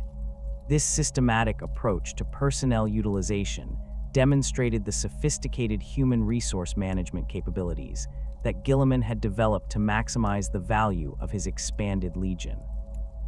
The long-term consequences of the Ultramarines' expansion extended far beyond the immediate military advantages of increased numbers. The integration of personnel from the Lost Legions had introduced new perspectives and capabilities that enriched the 13th Legion's tactical repertoire and operational effectiveness. The diversity of experience and training that these warriors brought to their new assignments contributed to the Ultramarines' reputation as one of the most versatile and capable legions in the Imperial arsenal. The institutional memory that the integrated warriors possessed regarding the Lost Legions was carefully managed through the systematic application of memory conditioning and psychological therapy. The techniques employed to ensure that sensitive information remained secure while preserving valuable tactical knowledge demonstrated the sophisticated medical and psychological capabilities that the Ultramarines had developed. The success of these procedures was evident in the complete absence of security breaches or unauthorized disclosures regarding the fate of the 2nd and 11th Legions. The weight of 10,000 years of human history pressed down upon Malcador the Sigillite's shoulders as he stood in the deepest vaults beneath the Imperial Palace, surrounded by archives that contained the most dangerous knowledge in the galaxy. As the Emperor's closest confidant and the architect of the Imperium's administrative machinery, Malcador alone among mortals possessed complete access to the secrets that shaped humanity's destiny. His role as the Regent of Terra during the Emperor's absence on the Great Crusade had granted him authority over information that could shatter the foundations of Imperial civilization if it ever became public knowledge. The Sigillite's position as keeper of the Imperium's darkest secrets had evolved naturally from his unique relationship with the Emperor. Unlike the Primarchs, who were created to serve as military commanders and inspirational leaders, Malcador had been chosen for his analytical mind and absolute discretion. His psychic abilities, while formidable, were secondary to his capacity for understanding the complex political and strategic implications of the Emperor's grand design. The trust that the Master of Mankind placed in his ancient friend was absolute, extending to matters that were deemed too sensitive for even the Emperor's gene-forged sons. The administrative systems that Malcador had constructed to manage the Imperium's vast bureaucracy included specialized departments that existed solely to handle classified information. The Adeptus Munitorum maintained separate archives for standard military records and sensitive intelligence that required the highest levels of security clearance. The Adeptus Administratum employed thousands of scribes and data analysts who worked in compartmentalized sections, each one handling fragments of information that would be meaningless without access to the complete picture that only Malcador possessed. The Sigillite's private study within the palace's innermost sanctum contained files that documented every aspect of the Great Crusade's progress, including detailed assessments of each Primarch's psychological stability and loyalty indicators. These reports, compiled by teams of specially trained observers and analysts, provided comprehensive evaluations of the Emperor's sons that went far beyond their military capabilities. Malkador's files contained psychological profiles that analyzed each Primarch's potential vulnerabilities, emotional triggers, and the likelihood of future betrayal or corruption. The burden of maintaining such extensive surveillance networks while preserving the trust and cooperation of the Primarchs created constant tension within Malkador's daily responsibilities. The Sigillite understood that the Emperor's sons were not merely military assets, but individuals with complex personalities and emotional needs that required careful management. His role as intermediary between the Emperor and the Primarchs often involved delicate negotiations and psychological manipulation designed to maintain harmony within the Imperial command structure, while gathering the intelligence necessary for long-term strategic planning. The most challenging aspect of Malkador's duties involved the systematic suppression of information regarding the 2nd and 11th Legions. The scope of this censorship operation exceeded anything previously attempted in human history, requiring the coordination of multiple Imperial departments and the deployment of specialized personnel trained in memory modification and data manipulation.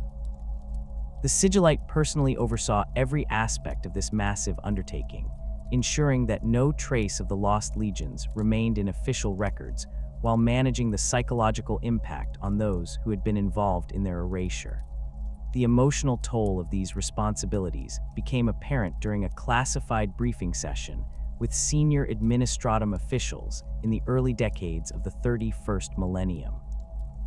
The meeting, held in a secure chamber deep within the palace's administrative complex, had been called to discuss the logistical challenges of maintaining the censorship protocols that concealed the fate of the missing legions. The officials present included some of the most trusted and experienced administrators in the Imperium, individuals who had been cleared for access to the most sensitive information available to mortal servants of the Emperor. As the discussion progressed through routine matters of record-keeping and data management, one of the senior scribes raised a question about the mathematical inconsistencies that appeared in certain strategic planning documents. The official noted that casualty projections and resource allocation models from the early Great Crusade contained calculations that seemed to account for military forces that were not reflected in contemporary organizational charts. The inquiry was presented as a technical matter requiring clarification for accurate historical documentation. Malkador's response to this seemingly innocent question revealed the profound psychological strain that his duties had created.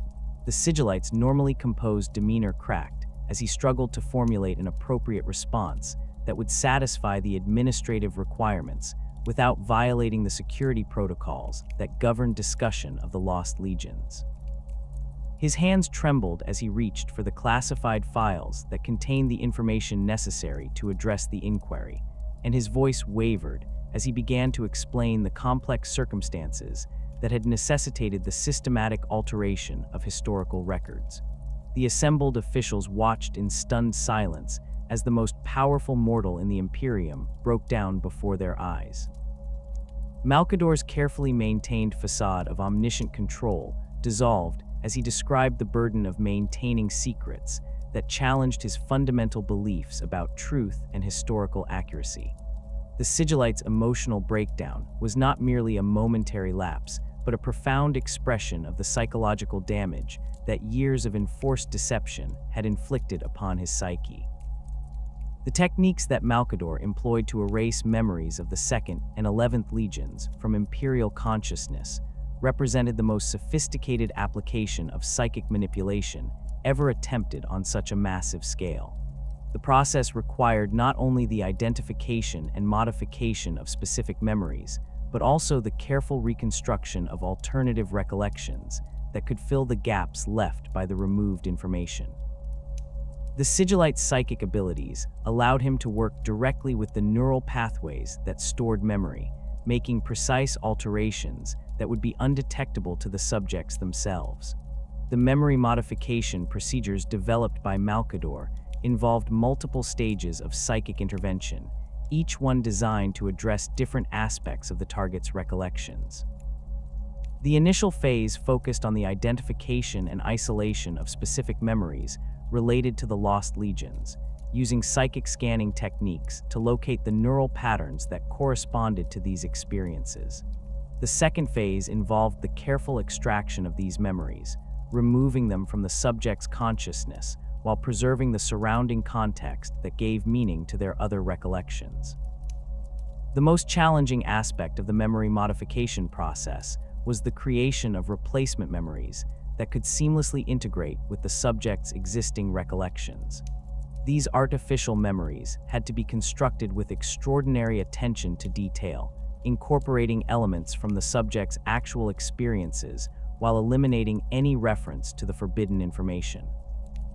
The process required Malcador to essentially rewrite portions of the subject's personal history, creating new narratives that maintained psychological continuity while serving the security requirements of the censorship operation.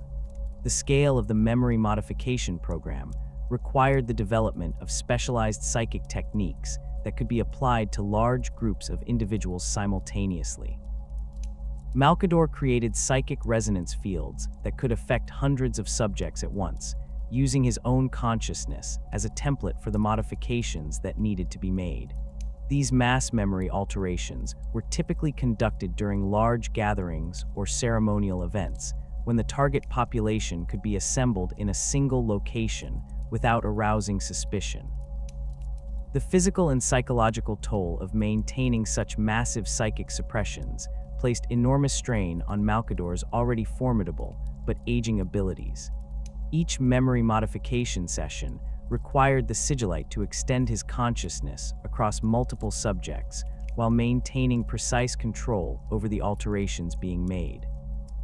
The process was exhausting even for someone of Malcador's exceptional psychic strength, and the cumulative effect of years of such operations had begun to show in his increasingly frail physical condition. The sigillite's use of psychic enhancement techniques to maintain his capabilities, despite the mounting strain, demonstrated both his dedication to his duties and the desperate nature of his situation. Malcador employed forbidden psychic practices that drew upon the warp's raw energy to supplement his natural abilities, accepting the inherent risks in order to maintain the effectiveness of the censorship program. These techniques provided temporary increases in his psychic strength, but at the cost of accelerated aging and increasing vulnerability to warp-based corruption. The specialized equipment that Malcador employed to support his memory modification operations included psychic amplification devices that had been constructed using technology that predated the Age of Strife. These ancient artifacts, recovered from the deepest vaults beneath the palace, could focus and enhance psychic energy with unprecedented precision. The devices were dangerous to use, requiring careful calibration to prevent catastrophic feedback that could destroy both the operator and the intended targets. The psychic resonance chambers that Malcador had constructed within the palace's deepest levels served as focal points for the most complex memory modification operations. These chambers were lined with psychically conductive materials that could amplify and direct the sigillite's mental energies, creating controlled environments where large-scale alterations could be performed with maximum efficiency. The chambers were shielded against psychic detection and protected by multiple layers of security to prevent unauthorized access to their sensitive functions. The administrative support structure that Malcador had created to manage the memory modification program included teams of specially trained psychic adepts who could assist with the more routine aspects of the operation. These individuals, recruited from the most promising candidates identified by the nascent Scholastica Psychona, possessed the mental discipline and psychic sensitivity necessary to support the sigillite's work without compromising operational security. Their training included extensive conditioning to ensure absolute loyalty and the ability to resist psychic interrogation if they were ever captured or compromised. The coordination required to ensure that memory modifications were applied consistently across the vast expanse of the Imperium presented logistical challenges that tested even Malkador's legendary organizational capabilities. The Sigillite maintained networks of trusted agents throughout Imperial space who could identify individuals requiring memory modification and coordinate the deployment of psychic specialists to handle local operations. These networks operated under the deepest levels of classification, with communication protocols that ensured operational security while maintaining the flexibility necessary for effective coordination. The psychological impact of the memory modification program extended beyond its immediate targets to affect Malkador himself in ways that he had not anticipated. The constant exposure to the memories and experiences of others created a form of psychic contamination that gradually altered the Sigillite's own recollections and perceptions. The boundaries between his own memories and the artificial constructs he had created for others became increasingly blurred, creating confusion about the nature of his own experiences and the reliability of his personal recollections. The Sigillite's growing paranoia about the security of the censorship program led to increasingly elaborate precautions and redundant safeguards that consumed ever greater portions of his time and energy. Malkador began to question the loyalty and reliability of even his most trusted subordinates, implementing surveillance systems and verification procedures that created additional layers of complexity within an already overwhelmingly complex operation. The psychological strain of maintaining such extensive paranoia while continuing to function as the Imperium's chief administrator contributed to his increasingly erratic behavior and declining physical health. The long-term consequences of the memory modification program for Imperial society were profound and far-reaching, extending well beyond the immediate goal of concealing the fate of the lost legions.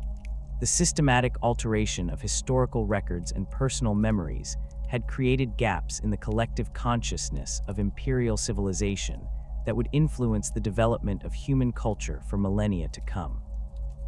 The absence of complete historical records made it difficult for future generations to understand the full scope of the Great Crusade's achievements and failures, contributing to the mythologization of events that had been carefully documented at the time of their occurrence. The precedent established by the memory modification program created institutional frameworks that would be employed for similar purposes throughout Imperial history. The techniques and procedures that Malkador had developed became the foundation for the systematic suppression of information that was deemed too dangerous for public knowledge. The administrative systems and psychic capabilities that had been created to manage the censorship of the lost legions would later be adapted for use against other threats to Imperial stability, creating a permanent apparatus for the control of information and memory within Imperial society. The strain of maintaining these psychic suppressions, while simultaneously managing the day-to-day administration of the Imperium, pushed Malkador to the very limits of his capabilities. The Sigillite's health began to deteriorate noticeably as the cumulative effects of years of psychic overexertion took their toll on his ancient body. His once sharp mind began to show signs of fatigue and confusion, particularly when dealing with matters related to the censorship program. The irony that the keeper of the Imperium's secrets was beginning to lose his own memories was not lost on those closest to him, though none dared to comment on the obvious decline in his condition. The systematic erasure of the 2nd and 11th Legions from Imperial records has created a vacuum of knowledge that scholars and theorists have attempted to fill through careful analysis of circumstantial evidence and logical deduction. The very thoroughness of their removal from history suggests that whatever fate befell these lost sons of the Emperor was deemed so catastrophic that even acknowledging their existence posed an unacceptable risk to Imperial stability. The most compelling theories regarding their disappearance center on fundamental failures that struck at the heart of the Primarch project itself, flaws so severe that they required the complete obliteration of their legacy from human memory. The genetic instability theory represents one of the most scientifically plausible explanations for the disappearance of the Lost Primarchs.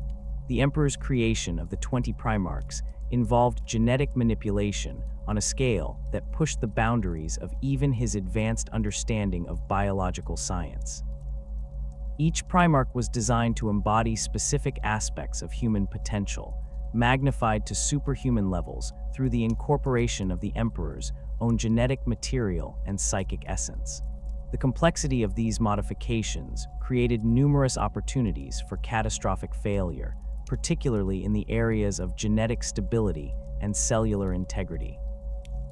The accelerated growth and development that characterized Primarch physiology placed enormous strain on their cellular structures and organ systems.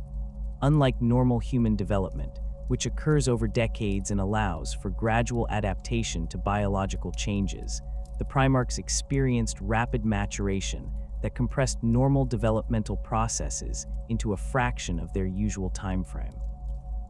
This acceleration created conditions where genetic defects or instabilities that might have been manageable in normal human development could manifest as catastrophic failures in the Primarch template. The incorporation of psychic elements into the Primarch genetic structure added another layer of complexity that could have resulted in unforeseen complications.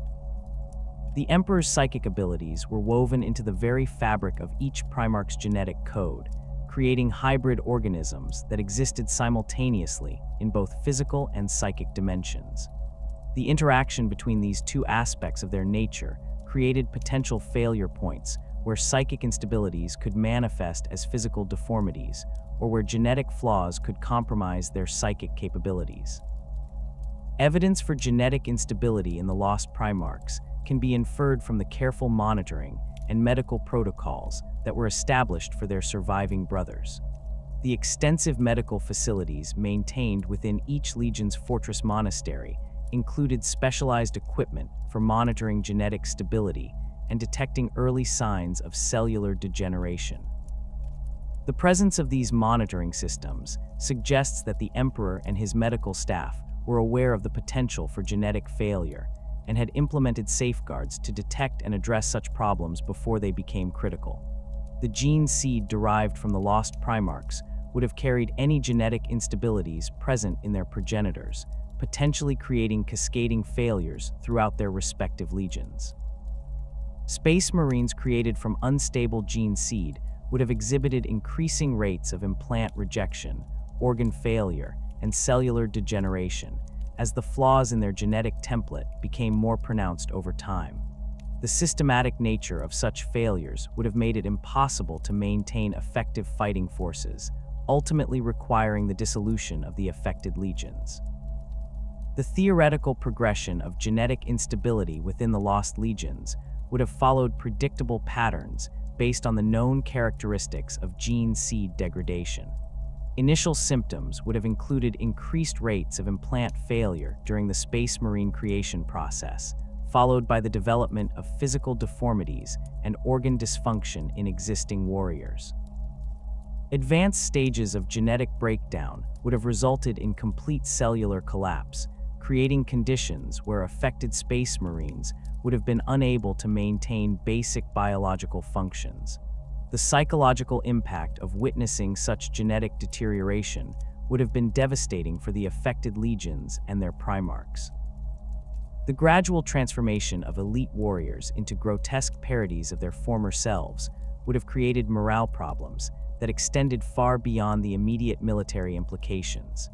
The knowledge that their genetic heritage was fundamentally flawed would have undermined the confidence and effectiveness of surviving Legion members, potentially leading to complete organizational collapse even before the physical effects became universal.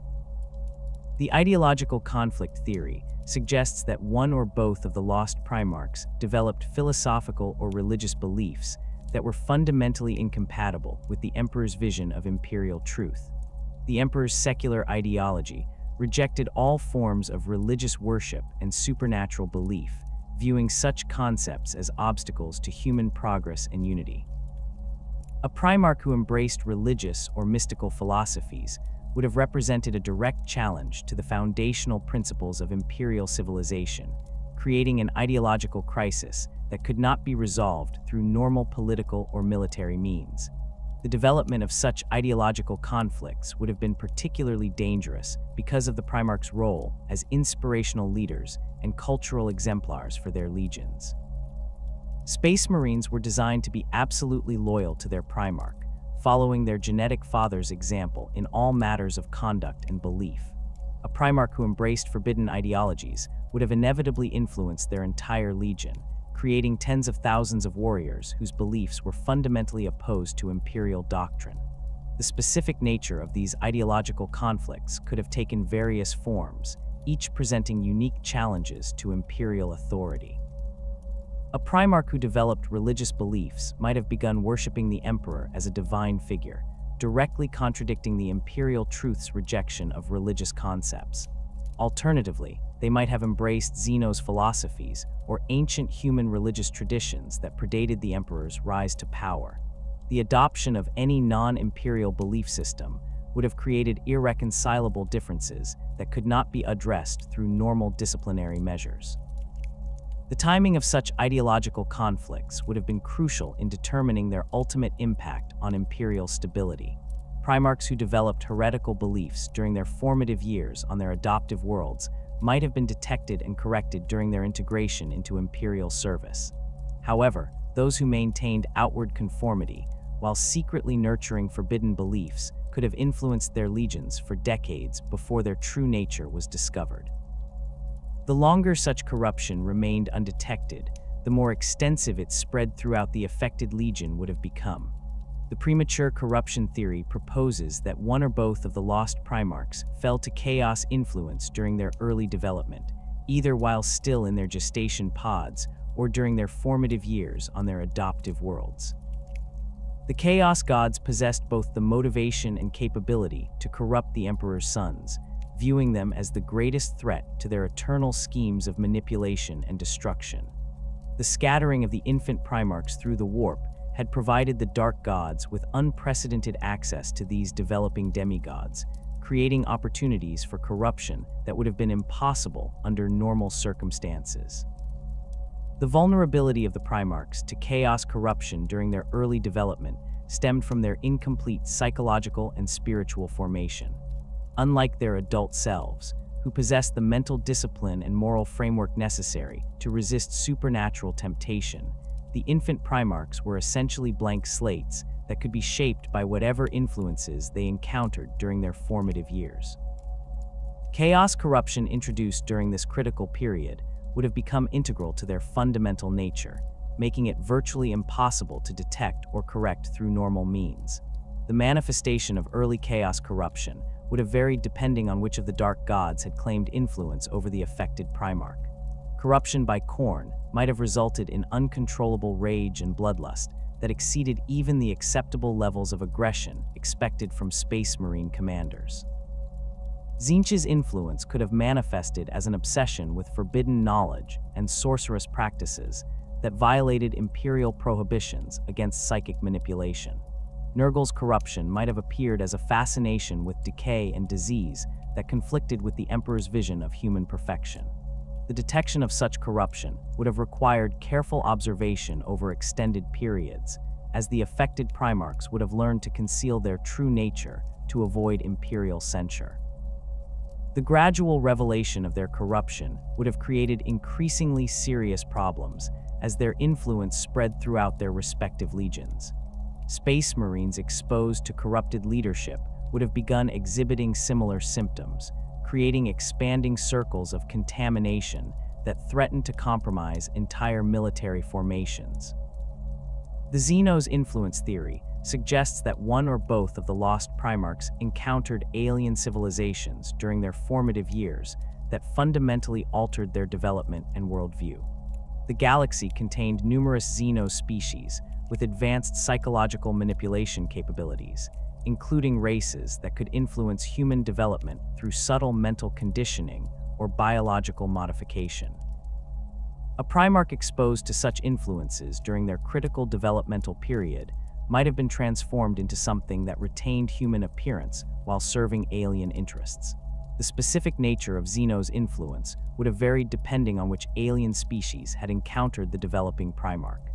Eldar manipulation might have resulted in a Primarch who possessed enhanced psychic abilities, but whose loyalty was compromised by alien psychological conditioning. Orc influence could have created a Primarch whose approach to warfare was fundamentally incompatible with imperial military doctrine.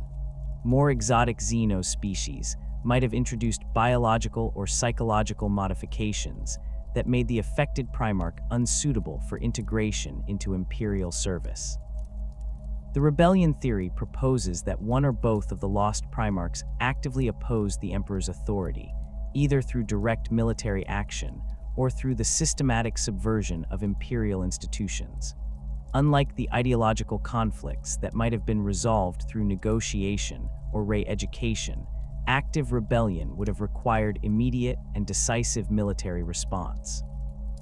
The scale of such conflicts would have been unprecedented, pitting Space Marine against Space Marine in fratricidal warfare that foreshadowed the later Horus Heresy. The causes of such rebellion could have been numerous and complex, ranging from personal grievances against the Emperor's leadership to fundamental disagreements about the direction of the Great Crusade. A Primarch who believed that the Emperor's methods were too harsh, or that humanity's expansion should follow different principles, might have felt compelled to oppose imperial policy through direct action. The absolute nature of Space Marine loyalty would have made it impossible for such conflicts to remain limited to political disagreement, inevitably escalating to open warfare. The military implications of Primarch rebellion would have been catastrophic for imperial forces.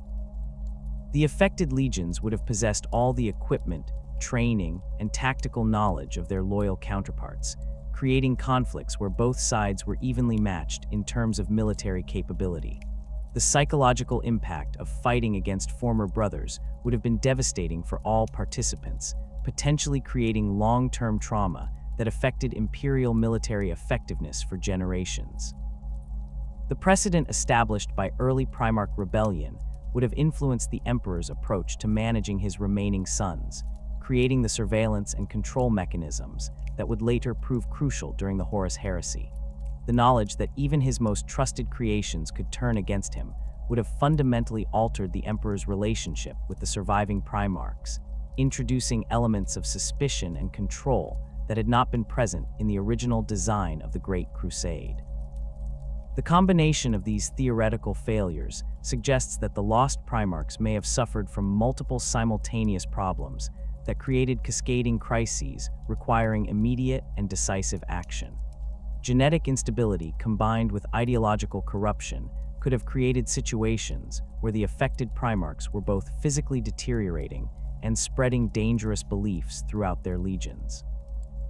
The intersection of these various failure modes would have created emergencies that exceeded the scope of normal imperial crisis management procedures.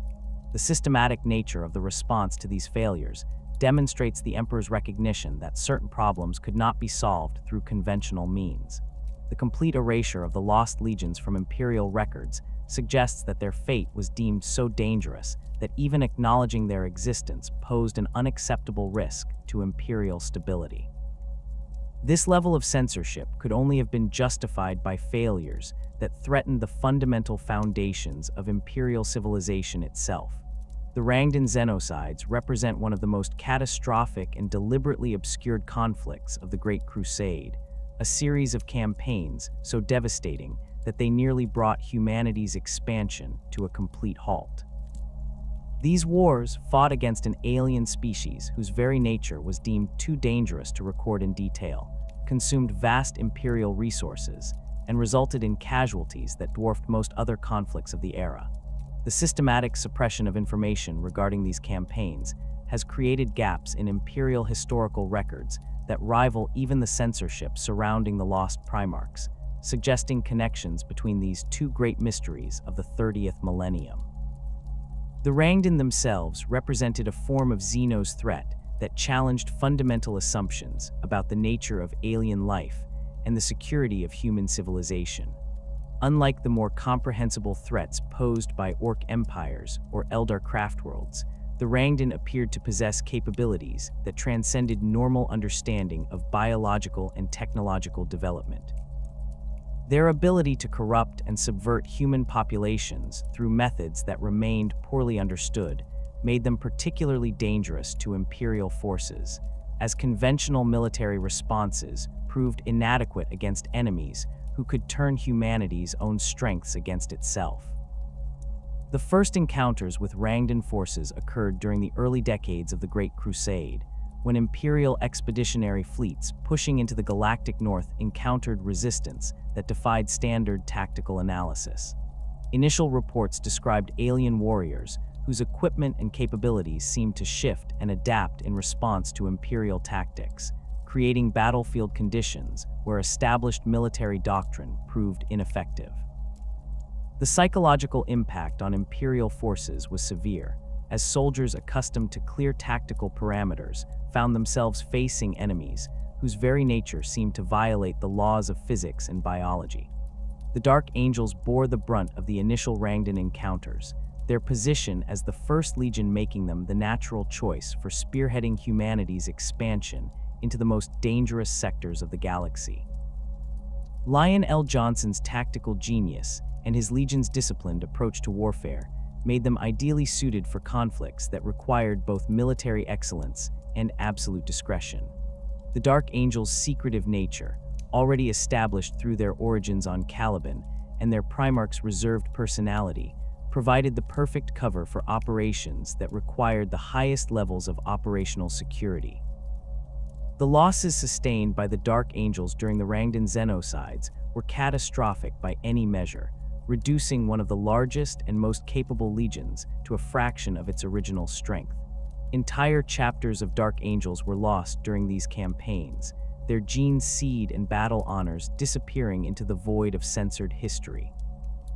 The First Legion's recruitment worlds were stripped of their populations, as the demand for replacement warriors exceeded even their considerable capacity for producing new Space Marines. The psychological impact on surviving Dark Angels was profound, creating a culture of secrecy and paranoia that would define the Legion for millennia to come. The tactical challenges presented by Rangdan forces required the development of specialized equipment and combat doctrines that pushed Imperial military technology to its absolute limits. The Mechanicum's forges worked around the clock to produce weapons and defensive systems capable of countering alien technologies that seemed to operate according to principles that human science could barely comprehend. The resource allocation required for these development programs was enormous, diverting materials and personnel from other Great Crusade objectives and creating supply shortages that affected Imperial operations across multiple sectors. The Emperor's personal involvement in the Rangdan genocides marked one of the few occasions during the Great Crusade when the Master of Mankind felt compelled to take direct command of military operations. His presence on the battlefield demonstrated the severity of the threat posed by the Rangdan, as the Emperor typically delegated tactical command to his Primarchs while focusing on the broader strategic objectives of human expansion. The psychic energies that the Emperor unleashed during these campaigns were reportedly visible from orbit, creating phenomena that required careful explanation to prevent panic among Imperial forces. The specialized nature of anti-Rangdan operations required the deployment of forces and equipment that were not available to standard Imperial military units. The Legio Custodes, the Emperor's personal bodyguard, participated in these campaigns in numbers that exceeded their normal deployment parameters. The Sisters of Silence, whose psychic nullification abilities proved crucial against certain Rangdan capabilities, were deployed in unprecedented concentrations. The coordination required to manage these elite forces, alongside conventional Space Marine legions, created command structures that operated outside normal Imperial military hierarchy. The 2nd and 11th Legion's potential involvement in the Rangdan genocides provides one of the most compelling explanations for their disappearance from Imperial records.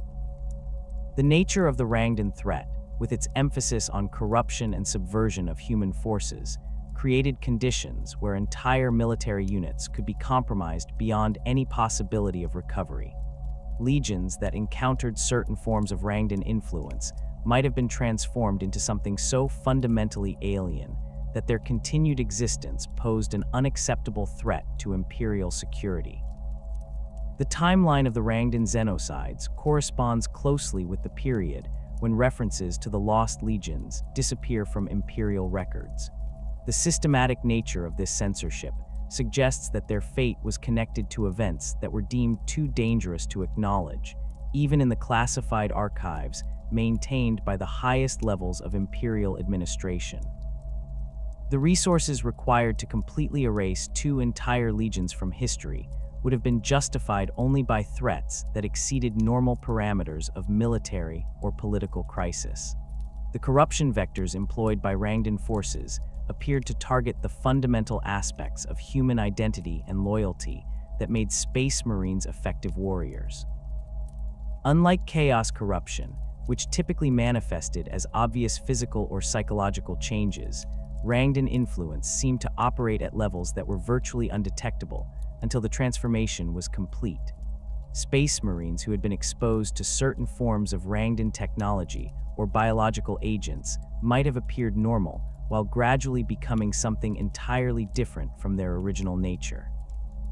The gene seed implications of Rangdan corruption presented particularly severe challenges for Imperial military planners. If the alien influence could affect the genetic material that formed the foundation of Space Marine biology, entire legions could have been compromised at the most fundamental level. The systematic destruction of affected gene seed stocks would have required the dissolution of any legion whose genetic heritage had been tainted, regardless of the loyalty or effectiveness of individual warriors who had not yet been directly affected. The strategic importance of the sectors where the Rangdan xenocides were fought added another layer of complexity to these campaigns. The Galactic North contained star systems that were crucial to Imperial expansion plans, including worlds with rare mineral deposits and strategic locations that controlled major warp routes. The complete sterilization of these sectors, which appears to have been the ultimate outcome of the Rangdan campaigns, represented a massive sacrifice of potential Imperial resources in favor of absolute security against alien contamination. The development of exterminatus protocols during the Rangdan xenocides established precedents for dealing with threats that could not be contained through conventional military means. The systematic destruction of entire worlds to prevent the spread of alien influence demonstrated the Emperor's willingness to accept massive losses in order to protect the broader Imperial project. These protocols would later be refined and codified for use against other existential threats, creating institutional frameworks that would persist throughout Imperial history. The psychological conditioning required to prepare Imperial forces for anti-Rangdan operations included techniques that pushed the boundaries of acceptable mental manipulation. Space Marines who participated in these campaigns underwent extensive psychological screening and modification to ensure their resistance to alien influence. The long-term effects of these procedures on the warriors who survived the Rangdan xenocides contributed to the development of the secretive and paranoid culture that characterized many veteran formations from this period. The coordination between different Imperial institutions during the Rangdan xenocides required the development of command structures that operated outside normal administrative channels.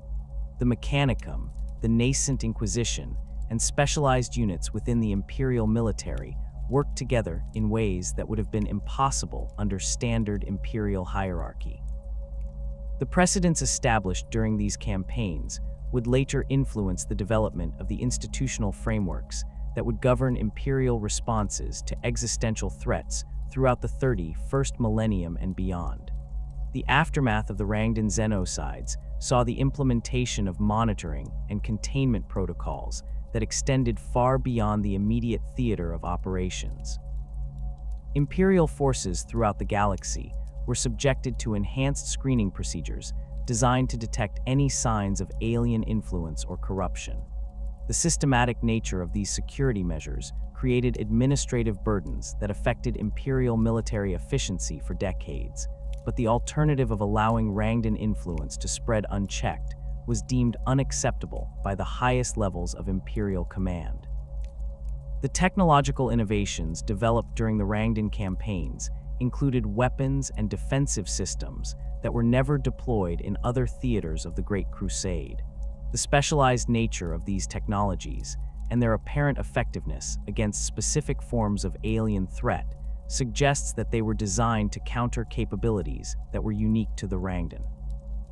The subsequent classification and restriction of these technologies indicates that the knowledge gained during these campaigns was considered too dangerous for general Imperial use. The recruitment and training modifications implemented by surviving legions after the Rangdan genocides reflected lessons learned about the vulnerability of Space Marines to certain forms of alien influence. The enhanced psychological conditioning and genetic screening procedures that became standard practice were developed in response to the specific threats encountered during these campaigns. The effectiveness of these modifications in preventing similar corruption in later conflicts demonstrates the value of the knowledge gained through the terrible losses sustained during the Rangdan Wars. The systematic erasure of the 2nd and 11th Legions from Imperial records could never be completely absolute, despite the extraordinary resources and psychic manipulation deployed to achieve total censorship.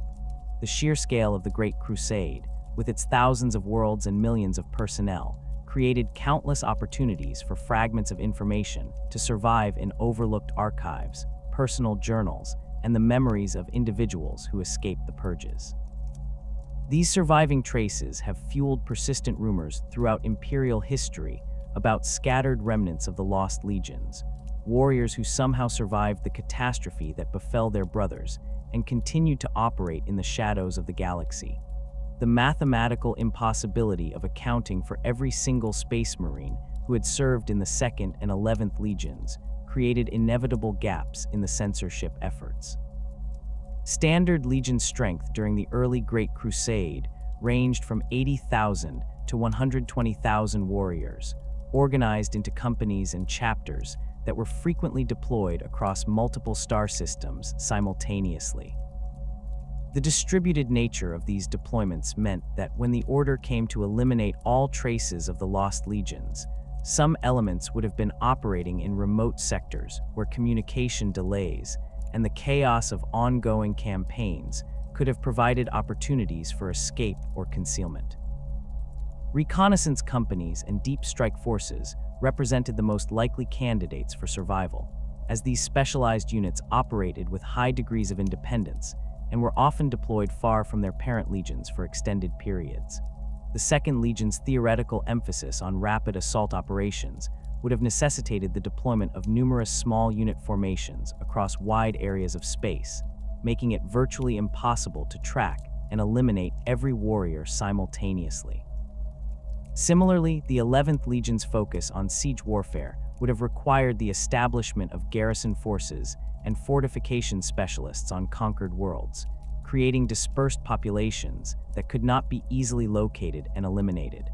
The Black Shield phenomenon during the Horus Heresy provided a convenient explanation for the presence of Space Marines whose origins could not be easily traced or verified. These warriors, who had abandoned their Legion heraldry and identification markings, operated as independent mercenary forces that sold their services to various factions during the Civil War. The chaos and confusion of the heresy created ideal conditions for survivors of the Lost Legions to blend into the general population of renegade Space Marines, adopting new identities and allegiances that obscured their true origins. The organizational structure of Black Shield companies during the heresy showed suspicious similarities to the theoretical tactical doctrines that had been attributed to the Lost Legions. Several documented Black Shield formations demonstrated expertise in rapid assault techniques that exceeded the capabilities typically associated with standard Legion training programs. These units employed specialized equipment and tactical approaches that suggested access to knowledge and resources that were not available to other renegade forces. The precision with which these formations executed complex operations indicated levels of training and experience that could only have been acquired through extended service in elite military units. The equipment manifests and supply records from various Black Shield companies contained anomalies that suggested connections to the Lost Legions. Weapons and armor-bearing manufacturing codes that did not correspond to any known forge world or production facility appeared repeatedly in the inventories of these mysterious formations. The sophisticated nature of this equipment, which often incorporated technologies that were not widely available during the period in question, indicated access to specialized manufacturing capabilities that had been established during the early Great Crusade but subsequently disappeared from Imperial records. The tactical preferences displayed by certain Blackshield formations showed remarkable consistency with the theoretical doctrines that had been attributed to the 2nd and 11th Legions, based on fragmentary evidence from organizational charts and strategic planning documents.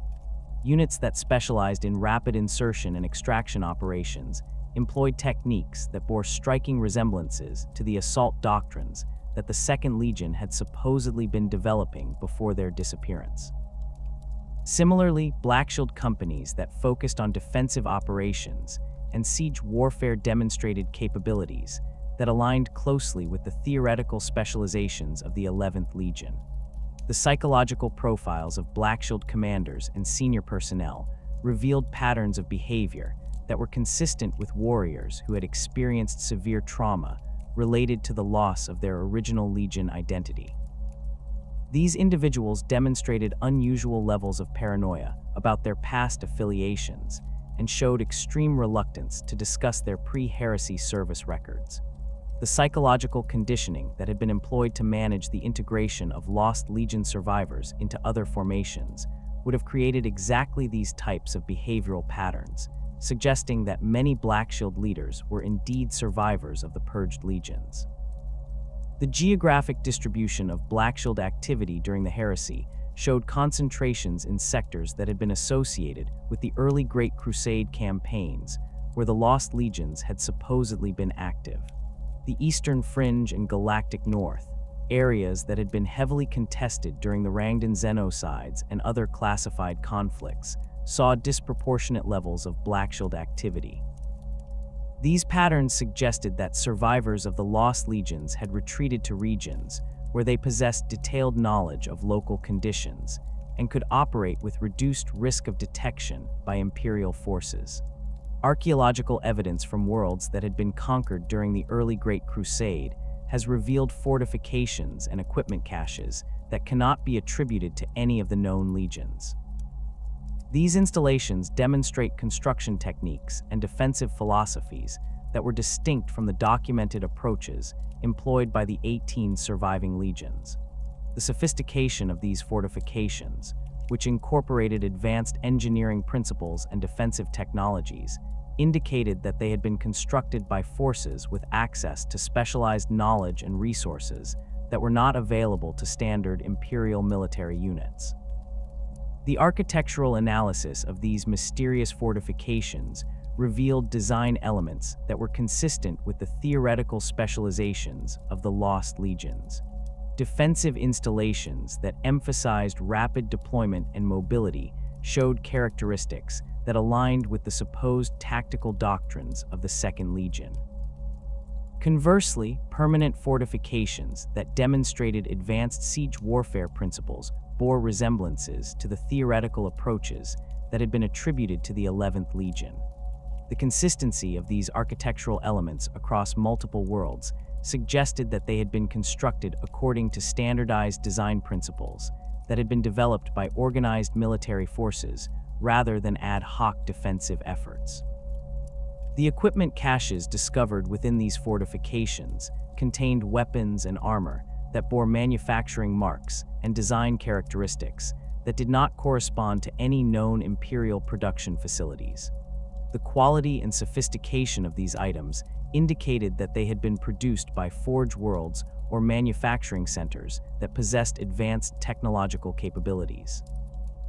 The systematic nature of these caches, which were typically organized according to standardized inventory procedures, suggested that they had been established by military forces that maintained sophisticated logistics and supply systems. The dating of these archaeological sites through various analytical techniques has revealed that most were constructed during the early decades of the Great Crusade, corresponding to the period when the Lost Legions would have been most active. The systematic abandonment of these installations occurred within relatively narrow timeframes that coincided with the disappearance of the 2nd and 11th Legions from Imperial records. The abrupt nature of these abandonments, which left behind valuable equipment and supplies that would normally have been recovered during planned withdrawals, suggested that the forces responsible for these installations had been eliminated or dispersed under emergency conditions. The discovery of gene seed repositories within some of these installations provided the most compelling evidence for the continued existence of Lost Legion remnants. These repositories contained genetic material that bore characteristics consistent with Primarch gene lines, but could not be matched to any of the known 18 legions. The sophisticated preservation techniques employed in these repositories indicated that they had been established by forces with access to advanced biological and medical technologies. The systematic organization of these genetic archives suggested that they had been intended to support ongoing recruitment and training programs rather than serving as simple storage facilities. The analysis of this mysterious gene seed revealed genetic markers that were consistent with the theoretical characteristics that had been attributed to the Lost Primarchs based on fragmentary evidence from Imperial genetic archives. The rapid growth modifications and enhanced metabolic systems found in some samples aligned with the theoretical requirements for warriors specialized in rapid assault operations. Other samples showed genetic modifications that were consistent with the enhanced durability and resistance characteristics that would have been necessary for siege warfare specialists. The distribution patterns of these gene seed repositories across multiple star systems suggested that they had been established as part of a coordinated effort to preserve the genetic heritage of the Lost Legions. The geographic spacing of these installations indicated that they had been positioned to support recruitment operations across wide areas of space, while maintaining sufficient separation to prevent the simultaneous discovery and destruction of multiple repositories. The sophisticated security measures employed to protect these installations demonstrated that their creators understood the extreme sensitivity of their contents and the severe consequences that would result from their discovery by Imperial forces. The recruitment worlds that had been associated with the Lost Legions during the early Great Crusade showed evidence of continued population screening and candidate selection activities long after the official disappearance of these formations. Local populations on these worlds maintained cultural traditions and training practices that were consistent with the preparation of candidates for space marine transformation. The persistence of these traditions, despite the absence of official Imperial oversight, suggested that they were being maintained by hidden forces that retained knowledge of the original recruitment procedures. The psychological conditioning programs that had been established on these worlds during the early Great Crusade showed evidence of continued refinement and development, despite the absence of official Imperial support. The sophisticated nature of these programs, which incorporated advanced techniques for mental conditioning and loyalty indoctrination, indicated that they were being maintained by individuals with extensive knowledge of space marine psychology and training procedures. The consistency of these programs across multiple worlds suggested that they were being coordinated by a central authority that possessed detailed knowledge of the original Legion recruitment protocols. The existence of successor chapters whose gene seed shows anomalous characteristics that cannot be traced to any of the known Primarchs has provided additional evidence for the survival of Lost Legion genetic material. These chapters, which were founded during various periods of Imperial history, demonstrate tactical preferences and organizational structures that are consistent with the theoretical doctrines of the Lost Legions. The genetic analysis of these chapters' gene seed has revealed markers that suggest derivation from Primarch lines that are not represented among the known 18 legions. The founding records of these suspicious successor chapters contain gaps and inconsistencies that suggest deliberate obfuscation of their true origins. The documentation provided to support their establishment often contains references to gene seed sources that cannot be verified through normal Imperial archives. The administrative procedures employed during their founding frequently bypassed standard verification protocols, suggesting that they were established through channels that operated outside normal Imperial bureaucratic systems. The tactical doctrines employed by these chapters show remarkable consistency with the theoretical approaches that had been attributed to the Lost Legions based on fragmentary evidence from organizational charts and strategic planning documents. Chapters that specialize in rapid assault operations demonstrate capabilities that exceed the normal parameters associated with standard gene seed lines. Similarly, chapters that focus on defensive operations and siege warfare show levels of expertise that suggest access to specialized knowledge and training resources that are not available to other Imperial formations. The equipment and technology employed by these chapters often incorporates design elements and manufacturing techniques that are not consistent with standard Imperial production methods. The sophisticated nature of their weapons and armor suggests access to forge worlds or manufacturing facilities that possess advanced technological capabilities. The systematic nature of their equipment procurement indicates that they maintain supply chains and logistics networks that operate independently of normal Imperial military infrastructure. The deliberate preservation of the Lost Primarchs as an eternal mystery represents one of Games Workshop's most sophisticated narrative decisions, demonstrating a profound understanding of how absence can be more powerful than presence in fictional universes. The company's conscious choice to leave the 2nd and 11th Legions undefined serves multiple creative purposes that extend far beyond simple marketing considerations or narrative convenience. This decision reflects a mature recognition that some mysteries become more compelling when they remain unsolved, creating spaces within the established lore where imagination can flourish without contradicting established canon.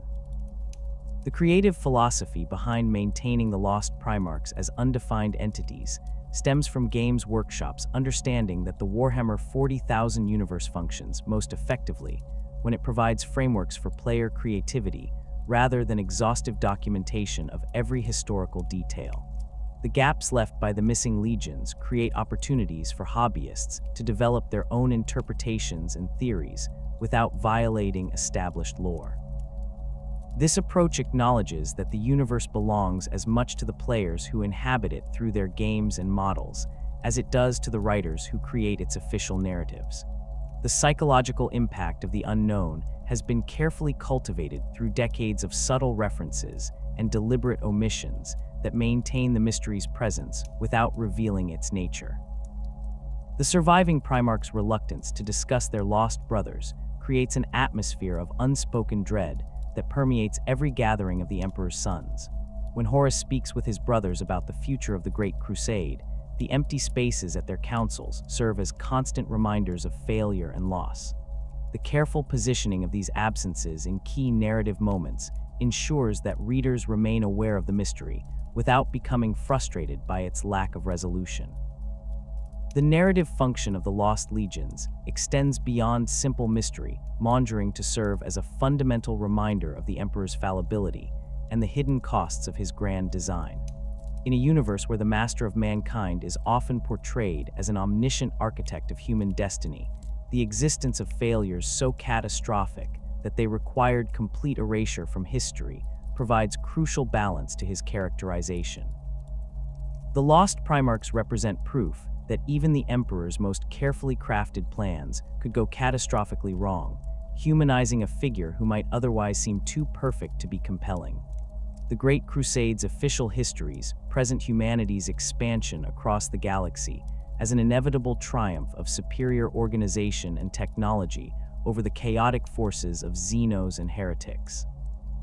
The systematic suppression of information about the Lost Legions reveals the darker reality beneath this triumphant narrative, suggesting that the path to Imperial dominance was paved with sacrifices and failures that were deemed too dangerous to acknowledge.